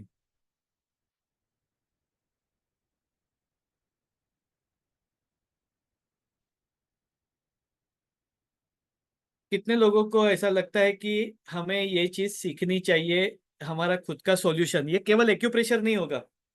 क्या क्या चीजें इसमें हम सीख सकते हैं, या जो वर्कशॉप है उसका, हम लोग उस पे किस तरीके से क्या क्या फायदा हमें होगा वो मैं बताता हूँ। ये जो वर्कशॉप रहेगा उसमें हम लोग पोस्चर करेक्शन के बारे में, यानी आपको नेक के लिए क्या पोस्चर आपका सही होना चाहिए। या थैंक यू परमजीत जी। आपका पोस्चर करेक्शन क्या होना चाहिए ना, कमर के लिए आपको कैसा पोस्चर, आपको बैठना क्या कैसा है, क्या डूज एंड डोंट्स क्या फॉलो करना है, क्या अवॉइड करना है, कौन सी योगा और एक्सरसाइज होगी जो कि आपको गर्दन और कमर के लिए काम में आएगी। देखिए, लेबर वर्कर को तकलीफ नहीं हो रही है, हैवी काम करने के बावजूद हमें हो रही है, तो कहीं ना कहीं पे हमारे वो मसल्स की या जॉइंट्स की कमजोरी है, या हमारा गलत तरीका है, या गलत खान पान है, यानी कुछ तो ऐसी चीज है जो हम में डिफेक्टिव है, जो हमें करेक्ट करनी है। तो उसके लिए हमें कुछ एक्सरसाइज करनी है, क्योंकि एक्सरसाइज से मसल्स की स्ट्रेंथ बढ़ेगी, लेकिन वो जिम में जाकर के करने वाली एक्सरसाइज नहीं है। वो प्रॉपर तरीके से अगर हम नाइट एक्सरसाइज और कुछ योगासन करें तो हमारा पोस्चर करेक्शन हो सकता है, हमारा ब्लड सर्कुलेशन अच्छा इंप्रूव हो सकता है, वहां का मसल्स का स्ट्रेंथ बढ़ सकता है, जॉइंट का फ्लेक्सिबिलिटी बढ़ सकता है। तो ये अगर हो गया तो हमारी बीमारी की जड़ का इलाज हो गया। तो योगा और एक्सरसाइज आपको सीखना होगा। न्यूट्रिशन के बारे में आपको जानना होगा कि क्या चीजें आपको खानी है और क्या छोड़नी है या कम करनी है, क्योंकि जो चीज आपको नुकसान करती है वो चीज का आप इस्तेमाल करेंगे तो वो आपकी तकलीफ को बढ़ा देगा। तो वो आपको चीजें बताई जाएगी कि क्या चीजें आपको अवॉइड करनी है, कौन सी वजह से तकलीफ होती है। जैसे पेट साफ नहीं होने से दर्द बढ़ जाता है, तो किस तरीके से हम पेट को साफ रख सकते हैं, तो ये भी हमें जानना जरूरी है। केवल लेक्सेटिव लेना उसका सोल्यूशन नहीं है, खाने पीने में ही उसका सोल्यूशन हमें मिल जाता है। बराबर है। उसके बाद में न्यूट्रिशन, और बाकी डूज एंड डोंट्स न्यूट्रिशन में भी, क्या खाना ज्यादा अच्छा है, क्या खाना छोड़ना या कम करना है जिससे हमें तकलीफ होती है।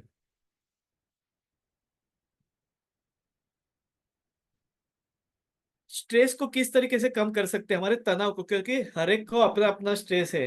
किसी को घर के काम का है, किसी को वर्क का है, किसी को फाइनेंस का है, किसी को हेल्थ इश्यूज है, कोई ना कोई स्ट्रेस तो है ही। तो अगर स्ट्रेस हो तो हमारा मसल स्पाज्म बढ़ जाता है। आपको पता नहीं है इमोशंस हमारे शरीर के ऊपर कितना बड़ा काम करते हैं। जितने भी शारीरिक बीमारियां होती है, भले फिर वो गर्दन का दर्द हो, कमर का दर्द, माइग्रेन, एसिडिटी या और कोई बीमारी हो, तो ऐसे 100 अगर बीमारियां हैं तो उसमें से 60 से 70 बीमारियां जिसकी जड़ मानसिक तनाव है, इमोशनल डिस्टरबेंसेस और साइकोलॉजिकल इश्यूज है। हम लोग कहते हैं ना, जिम्मेदारी का बोझ कंधे पे उठाना। तो अगर समझो कि ऑफिस में बहुत ज्यादा जिम्मेदारी है, रिस्पॉन्सिबिलिटी बहुत ज्यादा है, या घर की रिस्पॉन्सिबिलिटी बहुत ज्यादा है, तो उनको फ्रोजन शोल्डर या शोल्डर पेन होने की संभावना ज्यादा है। जो लोग खास करके पुरुष जो है वो अपने इमोशंस अपनी लोअर बैक में जमा कर रखते हैं। इसके लिए कमर में दर्द होना पुरुषों में बहुत ही कॉमन है और वो रिपोर्ट नॉर्मल है। एमआरआई में कुछ नहीं दिखाई दे रहा है, लेकिन कमर में दर्द हो रहा है, लोअर बैक पेन है। क्योंकि कहते हैं ना, मर्द को दर्द नहीं होता या मर्द रो नहीं सकता है, तो वो अपने सारे इमोशंस अपनी लोअर बैक में स्टोर करके रखता है। डर जिसको ज्यादा है उसको घुटने का दर्द ज्यादा होता है। यानी इमोशंस हमारे शरीर के ऊपर बहुत बड़ा रोल प्ले करते हैं, हमें पता नहीं है। तो इसके लिए भी हमें स्ट्रेस रिलीव करना बहुत जरूरी है, क्योंकि स्ट्रेस की वजह से अगर कुछ तकलीफ हो रही है तो वो आपके दवाई से नहीं जाने वाली है ना। आप पेन किलर खा रहे हो तो दर्द के लिए खा रहे हैं, लेकिन आपको अगर स्ट्रेस की वजह से, एंजाइटी की वजह से या फियर फैक्टर की वजह से अगर आपको तकलीफ हो रही है, तो वो तकलीफ आपका पेन किलर से नहीं जाने वाला है। तो उसके लिए आपको स्ट्रेस रिलीफ एक्सरसाइज या उससे रिलेटेड मेडिटेशन या कुछ ऐसी पॉजिटिव थिंग्स सीखना होगा जो आपका स्ट्रेस को कम कर सके।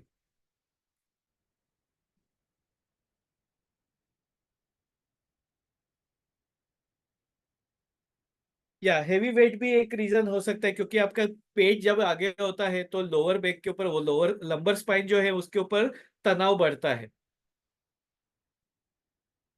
अगर समझो कि हमारा पेट आगे है, ये हमारा स्पाइन है समझो, पेट है, वजन बढ़ गया, तो वजन जैसे आगे, पेट आगे बढ़ता है, तो वो कमर का दर्द, जो कमर का स्पाइन है, तो वो इस तरीके से और पीछे झुकता है, यानी लोअर बैक पे ज्यादा तनाव आता है।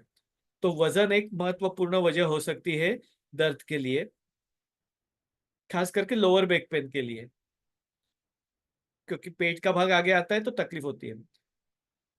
तो जैसे अभी मैंने कुछ एक्यूप्रेशर के पॉइंट बताया, तो उसमें और भी एक्यूप्रेशर के अलग अलग तरीके हैं जो आपको वर्कशॉप में सिखाए जाते हैं, जिसमें कोरियन एक्यूप्रेशर जो अभी हमने पॉइंट्स दिए, उसके अलावा चाइनीज एक्यूप्रेशर के पॉइंट्स होते हैं, जिसमें स्ट्रेस रिलीफ के लिए पॉइंट्स होते हैं, मसल स्ट्रेंथनिंग के लिए पॉइंट्स होते हैं, ब्लड सर्कुलेशन के लिए, तो मसल्स की स्ट्रेंथ बढ़ाने के लिए, नेक से रिलेटेड, बैक से रिलेटेड, ये सारे पॉइंट्स उसमें बताए जाएंगे जो आप खुद कर सकते हैं और अपना खुद का ट्रीटमेंट, आप खुद का इलाज कर सकते हैं। कुछ हर्बल रेमेडीज के बारे में बताया जाएगा, जिसमें आप जो चीजें अपने घर में होती है उसका किस तरीके से इस्तेमाल कर सकते हैं मसल्स की स्ट्रेंथ बढ़ाने के लिए, दर्द कम करने के लिए, सूजन कम करने के लिए। होम रेमेडी के बारे में बताया जाएगा। यानी कई बार क्या होता है कि घर में कुछ चीजें, अभी आज की मैं बात बताऊं आपको। आज एक जो मेरे यहाँ पे कल एक पेशेंट आए थे, जिनको हाथ पैर में बहुत ही ज्यादा चुभन महसूस हो रही थी, जैसे कोई चींटी काटती है वैसा, चुभते हैं वैसा दर्द हो रहा था, और पैर में वजन भारीपन महसूस हो रहा था। तो उनको एक्यूपंक्चर के लिए, वो ट्रीटमेंट के लिए आए थे, तो वो जो तो किया उनका, लेकिन उनको बोला कि आप खाना खाने के बाद में शाम को थोड़ा भुना हुआ अजवाइन जो है वो आप खा लेना। वो आज आए तो बोले कि कल मैंने अजवाइन खाया तो आज मेरी चुभन कम हो गई। यानी हमें पता नहीं होता है कि कई सारी चीजें हमारे घर में मौजूद हैं, उसका इस्तेमाल कर रहे हैं तो हमारी तकलीफ कम हो सकती है, क्योंकि कोई चीजें गैस से होती है, कोई चीजें एसिडिटी से होती है। तो उससे जुड़ी हुई कुछ जड़ी बूटियां, कुछ हमारे होम रेमेडीज, कुछ हर्बल रेमेडीज अगर घर में जो है वो अगर इस्तेमाल करके अगर हमारी तकलीफ कम हो जाती है, तो उससे बढ़िया और क्या हो सकता है। यानी हमें बार बार दवाइयां लेने के ऊपर जरूरी नहीं कि उसके ऊपर निर्भर रहना पड़े, हम अपना खुद का इलाज खुद पर खुद घर में कर सकते हैं। दूसरी बात, सबसे महत्वपूर्ण बात है कि ये चीज जो आप सीखते हैं वो केवल आपके लिए काम में नहीं आती, आपके घर के लोगों के लिए भी काम में आती है। मेरे यहाँ पे एक पेशेंट आए थे कई सालों पहले, उनको साइनस की शिकायत थी, बहुत ज्यादा कफ वगैरह हो जाता था। तो अ, मैंने कुछ एक्यूप्रेशर के पॉइंट्स बताए और उनको बोला कि आप सौंठ वाला पानी उबाल करके पीना। 20 साल के बाद में मिले ना, तभी भी उन्होंने बोला कि आपने जो वो इलाज बताया था ना, वो इतना कारगर था कि वो सौंठ वाला पानी पीने से मेरी हमेशा की सर्दी चली गई। यानी कितना आसान तरीका होता है हमारी कुछ तकलीफों को दूर करने के लिए, और हमें पता नहीं होता है। और ये सारी चीज आपको कोई डॉक्टर नहीं बताते, जबकि है ये सारी आसान तरीके की और छुटमुट है। आप कोई भी बड़े से बड़े डॉक्टर 1500 रुपये आपका कंसल्टेशन फीस लेता होगा, लेकिन वो आपको केवल आपकी बीमारी के लिए क्या दवाई लाना है, क्या खाना है, क्या दवाई खाना है, कितनी खाना है, बस यही करना है। यानी केवल दवाइयों के आसपास ही उनका इलाज घूमता है, जबकि इलाज दवाइयों के अलावा भी बहुत सारा होता है और जरूरी होता है। जब तक वो नहीं करते हैं आपको ठीक नहीं होता है। उसके अलावा कुछ मर्म चिकित्सा के पॉइंट्स होते हैं। हम लोग कहते हैं ना, मर्म स्थान पे घाव करना। तो वो मर्म बिंदु जो है वो प्राण बिंदु होते हैं जिसमें एनर्जी होती है। और वो प्राण बिंदु के ऊपर अगर चोट लगे या इंजुरी या उनको तकलीफ हो तो बीमारी आती है। और वो प्राण बिंदु पर इलाज किया जाए तो बीमारी ठीक होती है। आप में से कितने लोगों ने इंडियन पिक्चर देखा था, हिंदुस्तानी आई थिंक, कमल हसन का, जिसमें वो पंच मारता है कुछ पर्टिकुलर पॉइंट के ऊपर, पंच मारता है और हाथ लूला हो जाता है, या कहीं पे पंच मारता है वो बेहोश हो जाता है, जो मार्शल आर्ट्स में जूडो कराटे में हम लोग अक्सर देखते हैं। वास्तव में वो मर्मा पॉइंट्स है। तो मर्मा पॉइंट्स के ऊपर अगर उसको अगर आघात किया जाए उसके ऊपर, तो इंसान या तो अपाहिज हो सकता है या मर सकता है। और अगर उसके ऊपर इलाज किया जाए तो पेशेंट ठीक हो सकता है। तो उसको मर्म चिकित्सा कहते हैं, मर्मा थेरेपी। तो वर्कशॉप में आपको उससे रिलेटेड पॉइंट्स भी बताएंगे जो आपकी गर्दन दर्द और कमर दर्द के लिए काम में आएगा। अम, किसका गर्दन दर्द कम हो गया? आप सैमसंग, क्या नाम लिखा है जी? सैमसंग। आप चैट बॉक्स में आपने लिखा है सुपर द नेक पेन गोन।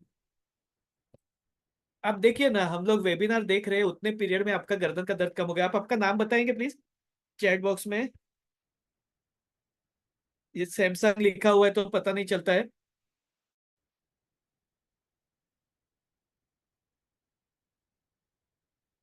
ताकि दूसरे लोगों को भी मोटिवेशन मिले कि कितना आसान तरीका है, हम लोगों ने केवल एक दो पॉइंट्स बताए और उसमें गर्दन का दर्द कम हो गया।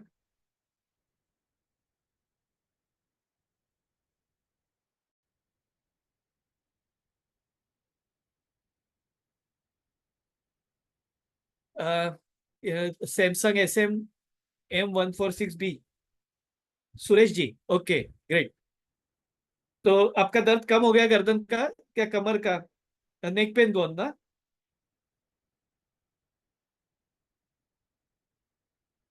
ग्रेट, बहुत ही अच्छी बात है। यानी ये इतने आसान तरीका है कि वेबिनार में हम लोग सीख रहे, अटेंड कर रहे, करते करते हमने ट्रीटमेंट किया और हमारा दर्द कम हो गया। अगर इतना आसानी से अगर हमारी तकलीफ कम हो जाए तो कितना अच्छा होगा। लेकिन उसके लिए हमें थोड़ा बहुत प्रयास करना होगा, अपने आप को थोड़ा सीखने के लिए तैयार करना होगा। तो इस तरीके से होलिस्टिक एक्यूप्रेशर, हर्बल रेमेडीज, यानी ये कई सारी, देखिए आपको ट्रीटमेंट, जब भी आप डॉक्टर के पास जाते हैं आपको योगा एक्सरसाइज या कुछ फिजियोथेरेपी एक्सरसाइज वगैरह बताते हैं। तो वो सारी चीजें आपको पता चलती है, लेकिन उसके अलावा आपको एक्यूप्रेशर के पॉइंट्स हैं, हर्बल रेमेडीज हैं, होम रेमेडीज है, ये सारी चीजें नहीं बताई जाती। राइट। लेकिन ये वर्कशॉप में आपको वो सारी चीजें सीखने को मिलने वाली है। ये दो वर्कशॉप है अलग अलग, एक केवल नेक पेन के लिए है जिसमें नेक हार्मनी यानी आपको होलिस्टिक हीलिंग सॉल्यूशन, जो अभी मैंने चीजें बताई वो सारी चीजें आपको नेक पेन के लिए भी सीखने को मिलेगी, जिसका एक्चुअल कीमत 999 है, लेकिन स्पेशल ऑफर के तहत वो 699 है।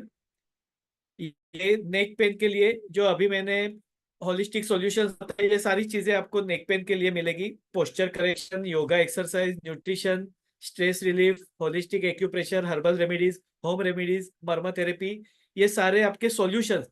ये हम सॉल्यूशन के ऊपर बात कर रहे हैं, इसमें केवल एक्यूप्रेशर नहीं होगा, ये सारी चीजें होगी। ये नेक पेन के लिए रहेगा। दूसरा वर्कशॉप है लोअर बैक पेन के लिए, जिनको सिर्फ कमर का दर्द है और कमर दर्द के लिए करना है, तो उनके लिए यही सारे सॉल्यूशंस कमर दर्द के लिए मिलेंगे। यानी कमर दर्द से related posture, yoga, nutrition, stress relief के लिए क्या करना है, holistic acupressure, herbal remedies, home remedies, मर्मा थेरेपी, ये सारी चीजें उनको सीखने को मिलेगी। जिसका 999 रुपीज उसका कॉस्ट है, उसका ऑफर रेट 702 है। ये एक एक घंटे का ये सेशन रहेगा। 3 सेशन रहेंगे, यानी टोटल 3 घंटे नेक के लिए, 3 घंटे बैक के लिए। अब आप मुझे बताइए, जो भी आप 5 10 साल 15 साल से आप तकलीफ भुगत रहे हैं, आपने अभी तक कितना खर्चा कर लिया? Doctor consultation, medicine charges, laboratory charges, x-ray, MRI, physiotherapy, उसके बाद जब भी तकलीफ होती है बार बार डॉक्टर के पास जाना, बार बार फॉलोअप चार्जेस, बार बार दवाइयों के खर्चे। तो अगर ये सॉल्यूशन आप सीख लेते हैं, एक डॉक्टर के कंसल्टेशन के चार्जेस में आपको 3 घंटे तक ये सारी चीजें कौन बताएगा? आप मुझे बताइए। मेरा कंसल्टेशन चार्ज, ऑनलाइन कंसल्टेशन में मैं ये सारे सॉल्यूशन बताता हूँ, मैं 1000 रुपीज चार्ज करता हूँ। वन टाइम सॉल्यूशन होता है, आपको एक बार बता दिया, यानी आप वो करते रहेंगे, सीखेंगे, तो आपको हमेशा के लिए काम में आएगा। उससे भी कम चार्जेस में आपको ये सीखने को मिल रहा है। लेकिन जो लोग दोनों भी चीजें सीखते हैं उनके लिए कॉम्बो ऑफर भी है। तो जिन लोगों को दोनों चीजें से तक सीखना है तो उनके लिए जो एक्चुअल में ऑफर रेट जिसका दोनों का मिला के यानी 699 और 702, ये दोनों मिला करके जो 1400 रुपये का जो उसका रेट होता है स्पेशल ऑफर के तहत, वो केवल 999 है। यानी वन टाइम इन्वेस्टमेंट है, लेकिन आपको लाइफ टाइम सॉल्यूशन 1000 रुपये में मिलने वाला है। 999 में आपकी गर्दन का और कमर का टोटल सॉल्यूशन, यानी जिसमें आपको न्यूट्रिशन के बारे में भी बताया जाएगा, स्ट्रेस रिलीफ के लिए भी योगा एक्सरसाइज, एक्यूप्रेशर, मर्मा therapy, home remedies, herbal remedies, posture correction, ये सारी चीजें आपको नेक से रिलेटेड और लोअर बैक से रिलेटेड। और इसका रिकॉर्डिंग भी मिलेगा, यानी आप फ्यूचर में भी वो रिफर कर सकते हैं, स्टडी कर सकते हैं, उसका बार बार इस्तेमाल कर सकते हैं। और एक बार सीख लेंगे जिसका इस्तेमाल आप जिंदगी में कर सकते हैं। यानी आपको बार बार मुझे पेमेंट करने की जरूरत नहीं है। एक बार का आपको इन्वेस्टमेंट करना है, अपने लिए करना है, मेरे लिए नहीं करना है आपको। लेकिन वो जो सीखने को मिलने वाला है, मेरे 27 साल का जो तजुर्बा है, वो तजुर्बे का निचोड़ में आपको ये वर्कशॉप में देने वाला हूँ। तो ये जो लोग वर्कशॉप ये वेबिनार अटेंड कर रहे हैं उनके लिए ये स्पेशल ऑफर है 999 का। तो जिसमें वो लोग ये दोनों भी नेक और शोल्डर का दोनों भी जानकारी ले सकते हैं। और जैसे अ, अभी किसी ने बताया था कि उनको कमर का दर्द कई महीने सालों से था, लेकिन नेक पेन 3 महीने से है। जिनको अभी गर्दन का दर्द है उनको फ्यूचर में लोअर बैक पेन होने की संभावना है। जिनको अभी लोअर बैक पेन है उनको फ्यूचर में नेक पेन होने की संभावना है। क्योंकि हमारा स्पाइन पूरा एक ही कनेक्टेड है। आप देख सकते हैं ये इमेज में कि गर्दन से लेकर के कमर तक हमारा एक ही स्पाइन है, एक से कनेक्टेड है। तो एक में तकलीफ हुआ तो आगे चल के दूसरे में भी होने की, यानी गर्दन में दर्द है तो आगे चल के कमर में भी होने की संभावना है।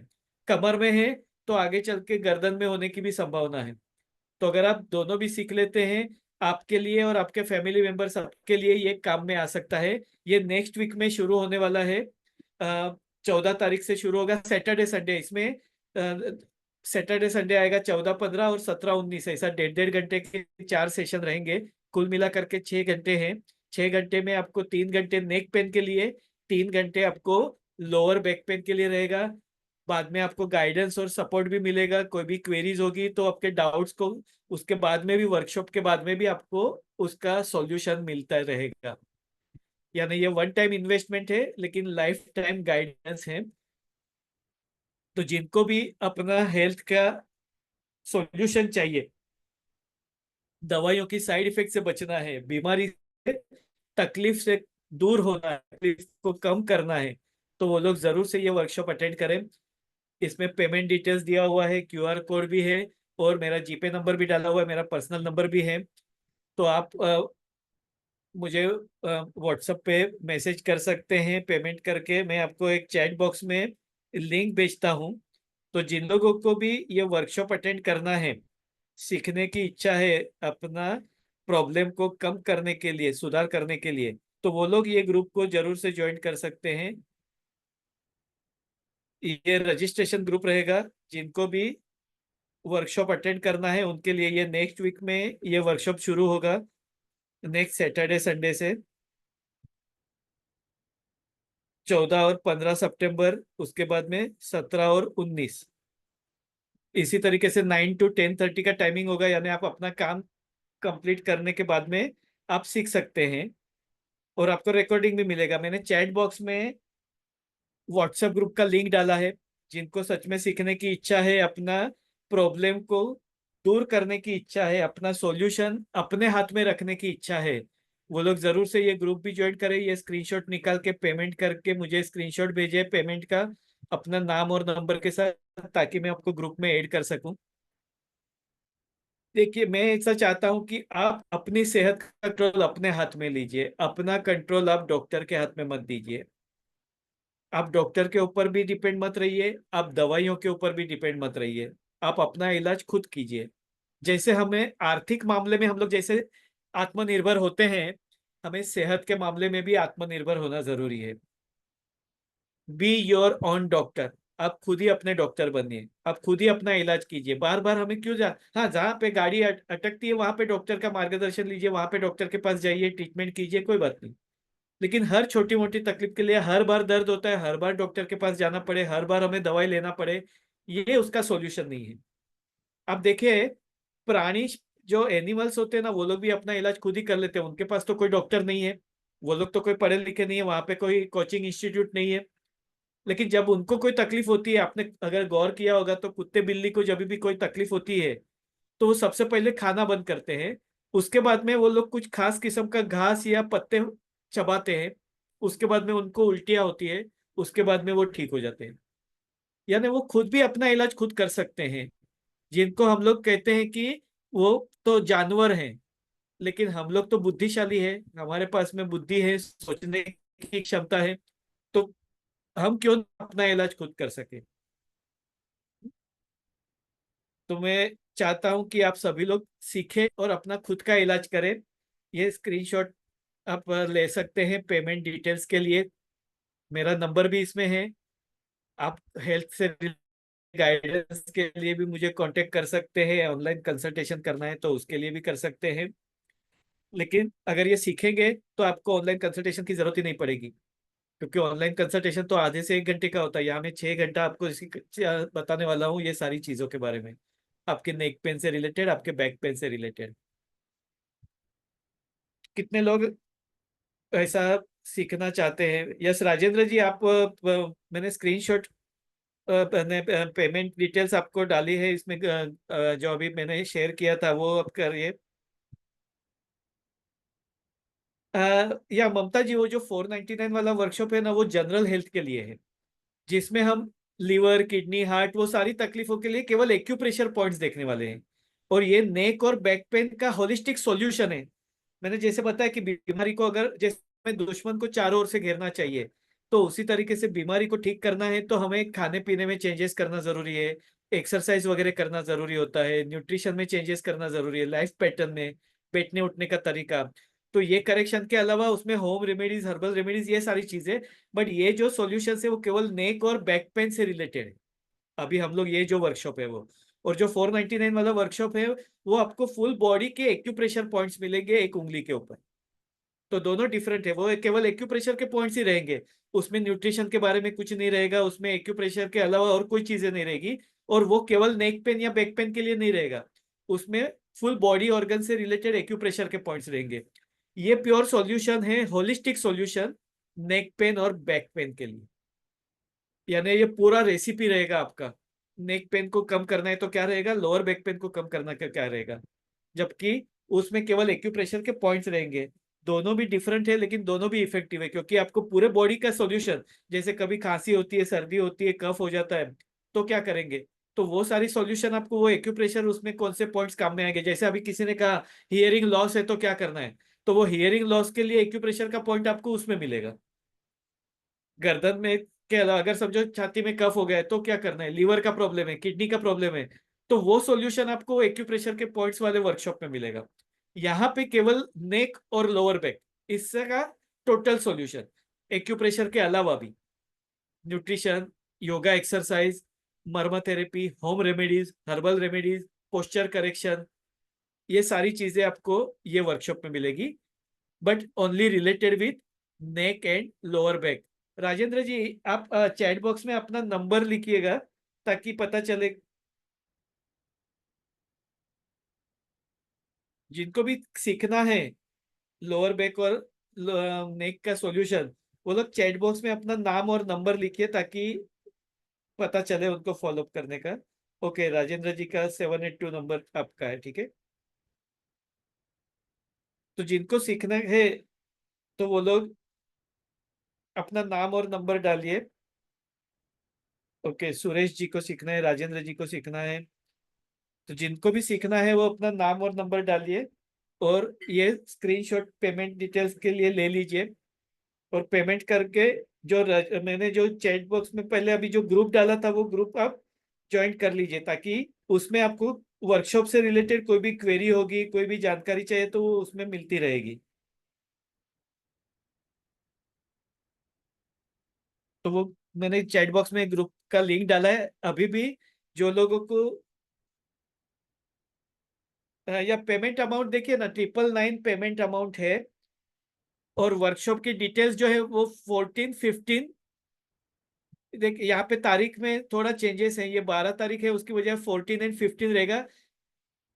मैंने यहाँ पे पहले सोचा था कि एक ही दिन में दोनों भी वर्कशॉप के 1-1 घंटे लेना है, ऐसा 3 दिन रखना है। लेकिन कई सारे लोग हैं जिनको दोनों भी करना है, तो एक दिन में 2-2 घंटा निकाल पाना मुश्किल है। तो इसके हिसाब से हम लोग सैटरडे संडे रखा है 14-15 सितंबर। तो वो रात को 9 से 10:30 का टाइम, 1.5 घंटे का टाइम रहेगा 14 और 15 को नेक के लिए। और उसके बाद में लोअर बैक पेन के लिए 17 और 19 को रात को 9 से 10:30 रहेगा। और वही सारी चीजों का आपको रिकॉर्डिंग भी मिलेगा। तो वो आप बार बार रिकलेक्ट कर सकते हैं, अपनी नोट्स बना सकते हैं अपने सॉल्यूशंस के लिए। तो 14, 15, 17 एंड 19 इस तरीके से 4 दिन रहेगा। जिसमें 14-15 जो है वो सैटरडे संडे, 17 को गणेश विसर्जन का छुट्टी आएगा, 19 को गुरुवार है। तो मंगल और गुरुवार वर्किंग डे है, लेकिन रात को 9 बजे का टाइमिंग है, यानी आप कामकाज निपटा करके भी अटेंड कर सकते हैं। और थोड़ा बहुत रिवीजन भी होगा उसमें, यानी थोड़ा टाइम अगर आप 9 के बदले में 10-15 मिनट लेट भी जुड़ते हैं तो कोई बात नहीं, आपका वो कुछ मिस नहीं होगा, और रिवीजन भी होगा, प्लस रिकॉर्डिंग भी रहेगा।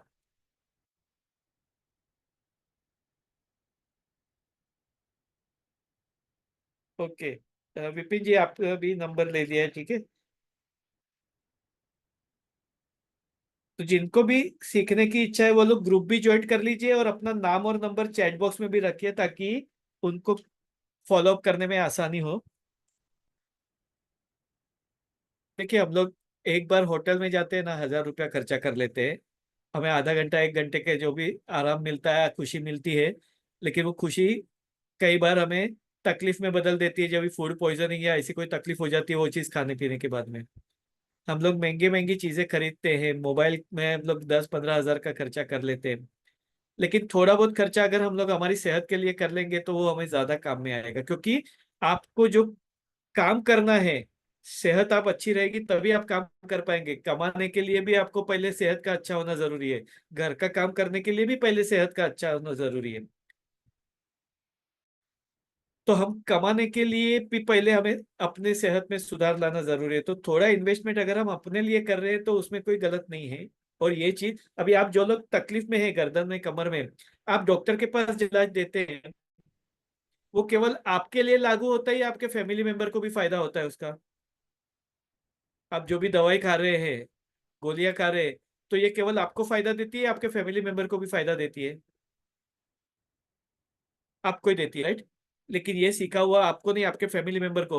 हो सकता है आपके फैमिली मेंबर में भी, जैसे किसी का लड़का अगर कंटिन्यूअसली मोबाइल में काम कर रहा है या पढ़ाई लिखाई कर रहा है और उसको कमर में दर्द हुआ, तो अगर आपको पता है तो आप अपने बच्चे को या अपने फैमिली मेंबर को सिखा सकते हैं ना, कि देखो ये योगा करना है, ये एक्सरसाइज करना है, ये एक्यूप्रेशर का पॉइंट्स करना है। तो ये चीजें आपको ही केवल काम में नहीं आने वाली है, आपके फैमिली मेंबर को भी काम में आने वाले हैं।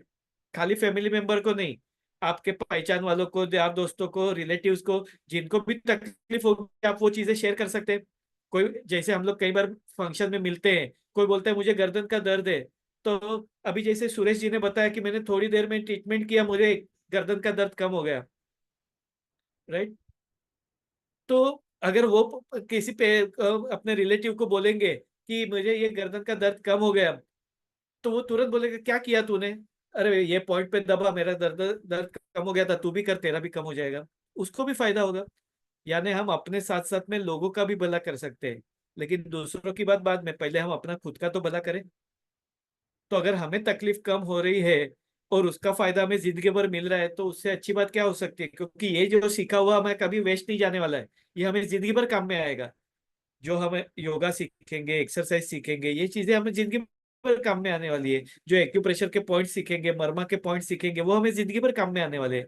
खाने पीने में क्या डूज एंड डोंट्स हमें पता चल गया, तो हमें अगर कुछ गलती कर लेते भी है तो हम उसको सुधारने की कोशिश करेंगे। हमें पता नहीं है, या जो फंक्शन में खा लिया, तो इसको सुधारने में क्या करना है, अगर हमें जानकारी होगी तो वो भी चीज हम कर सकते हैं। सुरेश जी, आप शेयर करना चाहेंगे अपना एक्सपीरियंस, आपको ये पॉइंट लगाने के बाद आपका क्या अनुभव हुआ वो? अगर आप वीडियो पे आ सकते हैं, पॉसिबल है तो आप शेयर कर सकते हैं, तो अनम्यूट करके बता सकते हैं वीडियो पे आके कि आपको गर्दन का दर्द हो रहा था। अभी आपने पॉइंट्स किया तो आपको क्या महसूस हुआ? आप अपना एक्सपीरियंस शेयर करना चाहे तो बता सकते हैं 1-2 मिनट में।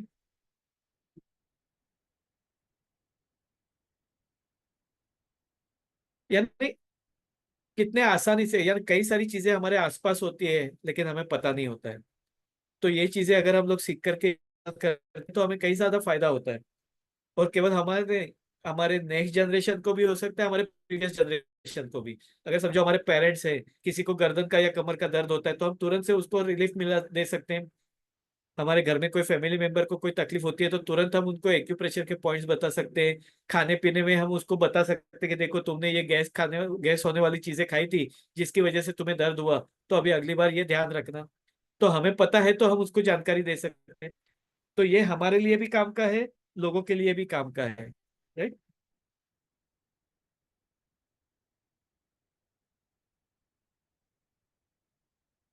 या ये ट्रेडिशनल इंडियन पॉइंट्स देखिए, इसमें एक्यूप्रेशर के कई सारे तरीके हैं। एक मेथड होती है जिसमें पूरे शरीर के ऊपर पॉइंट्स होते हैं, ये चाइनीज मेथड है। कोरियन मेथड है जिसमें एक हाथ और पंजे के ऊपर और पैर के पंजे के ऊपर पूरा पॉइंट्स होता है। तीसरा रिफ्लेक्सोलॉजी होती है जिसमें जोन थेरेपी होती है। राइट साइड की राइट हैंड में पॉइंट होते हैं, लेफ्ट साइड की शिकायत के लिए लेफ्ट हैंड के लिए पॉइंट होते हैं। तो ये तीनों के तरीके आपको एक्यूप्रेशर के पॉइंट्स गर्दन और कमर दर्द के लिए बताए जाएंगे। उसके अलावा हमारे कान के ऊपर हमारा पूरा शरीर होता है। कान के ऊपर हमारा पूरा शरीर होता है, तो कान के भी कुछ पॉइंट्स होंगे जो गर्दन और कमर दर्द के लिए काम में आते हैं। ऑरिक्यूलर एक्यूप्रेशर कहते हैं जिसको।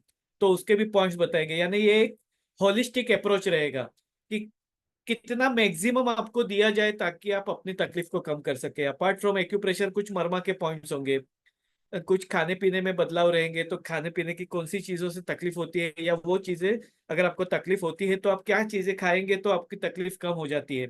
घर में जैसे होम रेमेडीज, जैसे मैंने बताया कि अजवाइन खाने से उनका हाथ पैर का चुभन कम हो गया। तो ऐसी कुछ चीजें आपको बताई जाएगी जो आप घर में है इस्तेमाल कर सकते हैं। यानी आपको कोई उसके लिए बहुत इन्वेस्टमेंट करना है, कोई चीजें खरीदनी है, कोई इंस्ट्रूमेंट खरीदना है, ऐसा कुछ नहीं। जो आपके पास में अवेलेबल है उसका ही इस्तेमाल करके करना है। राइट। लेकिन हमें पता होना जरूरी है। और तो थोड़ा बहुत हमें सेल्फ लर्निंग के ऊपर थोड़ा फोकस करना चाहिए और थोड़ा आत्मनिर्भर हमारे ऊपर होना चाहिए कि हमें हर बार डॉक्टर के ऊपर डिपेंड ना रहना पड़े, हर बार दवाई के ऊपर डिपेंड ना रहना पड़े। ठीक है। और किसी को कोई क्वेरी हो तो वर्कशॉप से रिलेटेड या कोई जानकारी के लिए आपको करना के पूछना है तो आप चैट बॉक्स में डाल सकते हैं, आपकी कोई क्वेरी है तो। जिन लोगों को कंसल्टेशन करना है तो वो कंसल्टेशन भी कर सकते हैं। मेरा नंबर मैंने ऑलरेडी उसमें शेयर किया है। जीपे नंबर जो है, ऑलरेडी आप ग्रुप में है तो ग्रुप में भी बने रहिए ताकि आपको और भी जो भी मेरे अलग अलग वेबिनार होते हैं, जैसे एक्यूप्रेशर से रिलेटेड है, नर्मा थेरेपी के ऊपर है, मुद्रा थेरेपी के ऊपर है। तो ये कुछ सेल्फ लर्निंग प्रोसेस के लिए काम में आने वाले कुछ चीजें हैं कि जो आप सीख के जा सकते हैं जनरल हेल्थ के लिए। ये वर्कशॉप स्पेसिफिक है नेक और लोअर बैक का होलिस्टिक सॉल्यूशन। तो जनरल हेल्थ के लिए कुछ एक्यूप्रेशर काम में आ सकते हैं, कुछ मुद्रा थेरेपी काम में आ सकती है, तो वैसी भी चीज होती है। तो जो लोग हेल्थ एंथुसियास्ट हैं, जो लोग हेल्थ कॉन्शियस हैं, हेल्थ लवर्स हैं, वो लोग अलग अलग चीजें सीख करके उसका इस्तेमाल कर सकते हैं अपने खुद के लिए या अपने आसपास के लोगों के लिए। तो उम्मीद करता हूँ आज के ये वेबिनार में आपको कुछ इंसाइट्स मिला होगा कि बीमारी को अगर ठीक करना है तो हमें होलिस्टिक अप्रोच अपनाना जरूरी है। केवल एक ही पद्धति से या केवल एक ही ट्रीटमेंट से कई बार पूरा ठीक नहीं होता है, तो हमें कॉम्बिनेशंस यूज करने पड़ते हैं।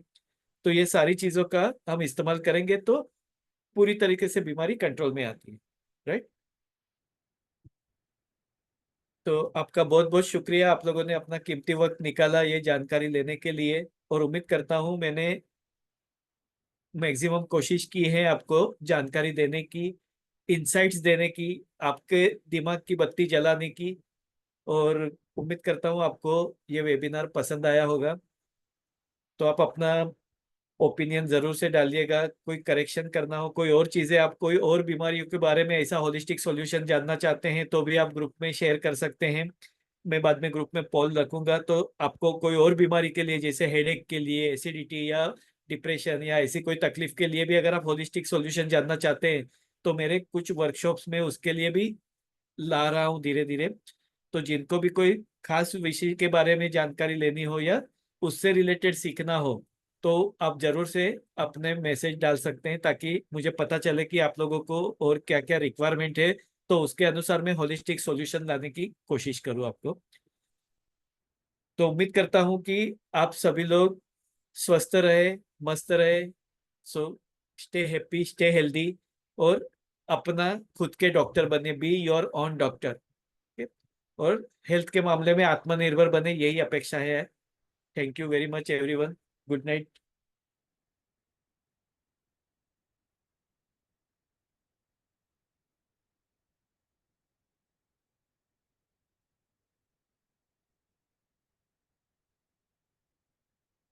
नहीं, कोई किट लेने की जरूरत नहीं है सुरेश जी। महंगे महंगे ये सब मार्केटिंग स्ट्रेटेजीज होती है, वो लोगों को प्रोडक्ट सेल करना है। मैं पर्सनली, मेरा ये मानना है कि इंडियन लोगों को सप्लीमेंट्स की जरूरत नहीं होती है।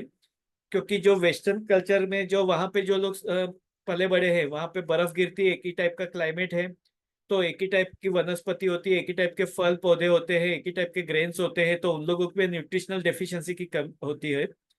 इंडिया में तीन जोग्राफिकल कंडीशन है, यहाँ पे बर्फ भी है, यहाँ पे डेजर्ट भी है, यहाँ पे ग्रीनरी भी है। यहाँ पे तीन सीजन है, विंटर भी है, समर भी है, मॉनसून है।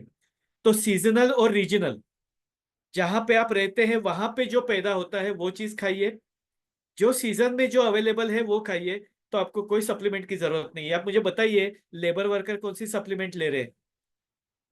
वो लोग कैल्शियम विटामिन की कौन सी गोली खा रहे हैं, लेकिन हमसे ज्यादा हेल्दी है वो। हमारे ग्रैंड पेरेंट्स ने, हमारे पेरेंट्स ने कौन सा न्यूट्रिशनल सप्लीमेंट लिया था? मेरे पेरेंट्स टचवुड 78 ईयर्स के हैं, not a single tablet they are taking.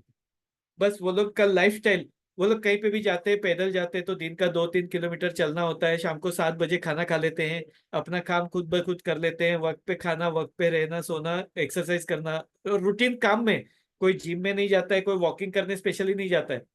हमारे कौन से पेरेंट्स ने, ग्रैंड पेरेंट्स स्पेशली वॉकिंग करने जाते थे, स्पेशली जिम करने जाते थे। ये एक ट्रेंड चला है आजकल। हम लोग को लगता है जिम में जाने वाले फिटनेस कॉन्शियस है। अगर वो फिटनेस कॉन्शियस होते तो एसी वाले जिम में जाते क्या? जहां पे हमें पसीना निकालना है, वहां पे एसी का क्या काम है? लेबर वर्कर पसीना निकालता है, इसके लिए वो हेल्दी है। लेबर वर्कर धूप में है, इसके लिए हेल्दी है। हम लोग एसी में रह करके हेल्थ पाना चाहते हैं। हम लोग सप्लीमेंट्स खाते हैं, लेकिन हरी भाजी नहीं खा रहे हैं, हम लोग फल नहीं खा रहे हैं, हम लोग ड्राई फ्रूट्स नहीं खा रहे हैं। हम लोग फास्ट फूड, जंक फूड खा लेते हैं, लेकिन हम लोगों को किचन में बना हुआ काम खाना नहीं चाहिए। हम लोगों को स्विगी जोमेटो से आया हुआ खाना चाहिए। तो कोई महंगे सॉल्यूशंस लेने की जरूरत नहीं, कोई न्यूट्रिशनल सप्लीमेंट लेने की जरूरत नहीं है आपके। आप अगर पंजाब में रहते हैं, आपके पास यहाँ पे गेहूं पैदा होता है, आप गेहूं खाइए। आप केरला में रहते हैं, चावल पैदा होता है, चावल खाइए। अंगूर की सीजन में अंगूर खाइए, मैंगो की सीजन में मैंगो खाइए। सीजनल एंड रीजनल, ये आयुर्वेदा का पहला सिद्धांत है। और आपकी दिनचर्या फॉलो करिए, ऋतुचर्या फॉलो कीजिए।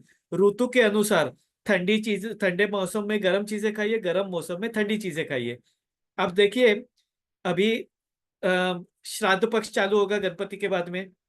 तो गणपत श्राद्ध पक्ष में खीर ही क्यों खाई जाती है?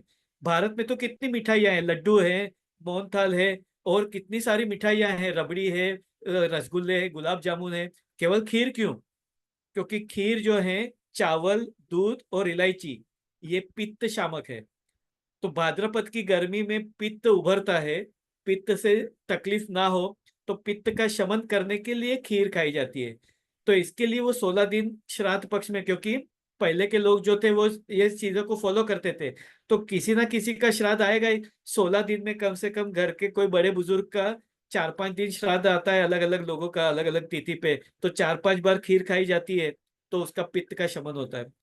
तो हमारा इंडिया का जो ट्रेडिशन है, वो पूरा साइंटिफिक है। उसको अगर आप फॉलो करेंगे, श्रावण महीने में ही क्यों उपवास करने हैं? बारिश के मौसम में पूरा पानी गड़बड़ा जाता है, हरी भाजी में वो पानी की वजह से कीड़े हो जाते हैं।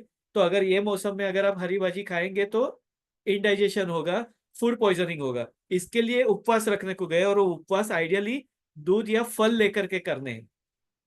लोगों ने उसको अल्टर करके साबूदाना वड़ा, साबूदाना खिचड़ी, बटेटा का वेफर, बटेटा का भाजी, पूरा कॉम्प्लिकेटेड कर दिया। आइडियली वो दूध और फल, क्योंकि वो जो बारिश का मौसम है, जिसकी वजह से उदासीनता पैदा होती है, डिप्रेशन होने के चांसेस है। तो मेडिटेशन करने के लिए, भगवान का नाम जप स्मरण ये करने के लिए श्रावण महीना है। ऐसा नहीं है कि 11 महीना पाप करेंगे और 1 महीना पुण्य कमा लेंगे तो वो हो गया। बेसिकली उसके पीछे का एक साइंटिफिक रीजन ये भी है कि ये बारिश के मौसम में हाजमा बिगड़ जाता है, उदासीनता होती है, डिप्रेशन आने की संभावना है। तो आप अगर ऐसे में भारी पेट खाएंगे तो आपका डाइजेशन बिगड़ जाएगा, वायु ऊपर चढ़ेगा, तो आपके दिमाग का सोचना ज्यादा हो जाएगा, डिप्रेशन में आने की संभावना है। इसके लिए श्रावण महीने में उपवास करना है। तो ये सारी चीजें साइंटिफिक है। तो अगर भारतीय ट्रेडिशन को अगर आप फॉलो करते हैं, तो आपको कोई अलग से सप्लीमेंट लेने की जरूरत नहीं, कोई दवाइयाँ लेने की भी जरूरत नहीं पड़ेगी। क्योंकि हमारी जो दिनचर्या होती है वो सनराइज से सनसेट तक की होती है। सूर्योदय से सूर्यास्त, प्राणी पक्षी भी सूर्योदय से सूर्यास्त के बीच में ही खाना पीना खाते हैं। केवल इंसान है जो रात को 12 बजे तक खाते हैं। और हमारे इंडियन ट्रेडिशन में कभी भी रात को 12 बजे केक कटिंग करके केक खाने का ये हमारा कल्चर नहीं है। हमारे यहाँ पे तो कहा गया है रात को 12 बजे राक्षस योनि के लोग खाते हैं। लेकिन हम लोगों ने पूरा वेस्टर्न कल्चर एडॉप्ट कर दिया, रात को 12 बजे हम केक कटिंग करेंगे, 12 बजे खाएंगे। अभी सनसेट के बाद में पाचन तंत्र कमजोर हो गया है। उसके बाद में आप जो भी चीज खाएंगे तो वो पॉइजन के बराबर ही है। तो ये just out of the way general talk है। लेकिन ये चीजें आप सोचने लायक हैं कि हमारा इंडियन ट्रेडिशन अगर जो है वो पूरा साइंटिफिक है, अगर वो चीजें फॉलो करते हैं तो आपको ना दवाइयों की जरूरत पड़ेगी, ना सप्लीमेंट्स की जरूरत पड़ेगी, ना बार बार डॉक्टर के पास जाने की जरूरत पड़ेगी। Right. Okay. So thank you very much once again. Good night, take care, stay happy, stay healthy.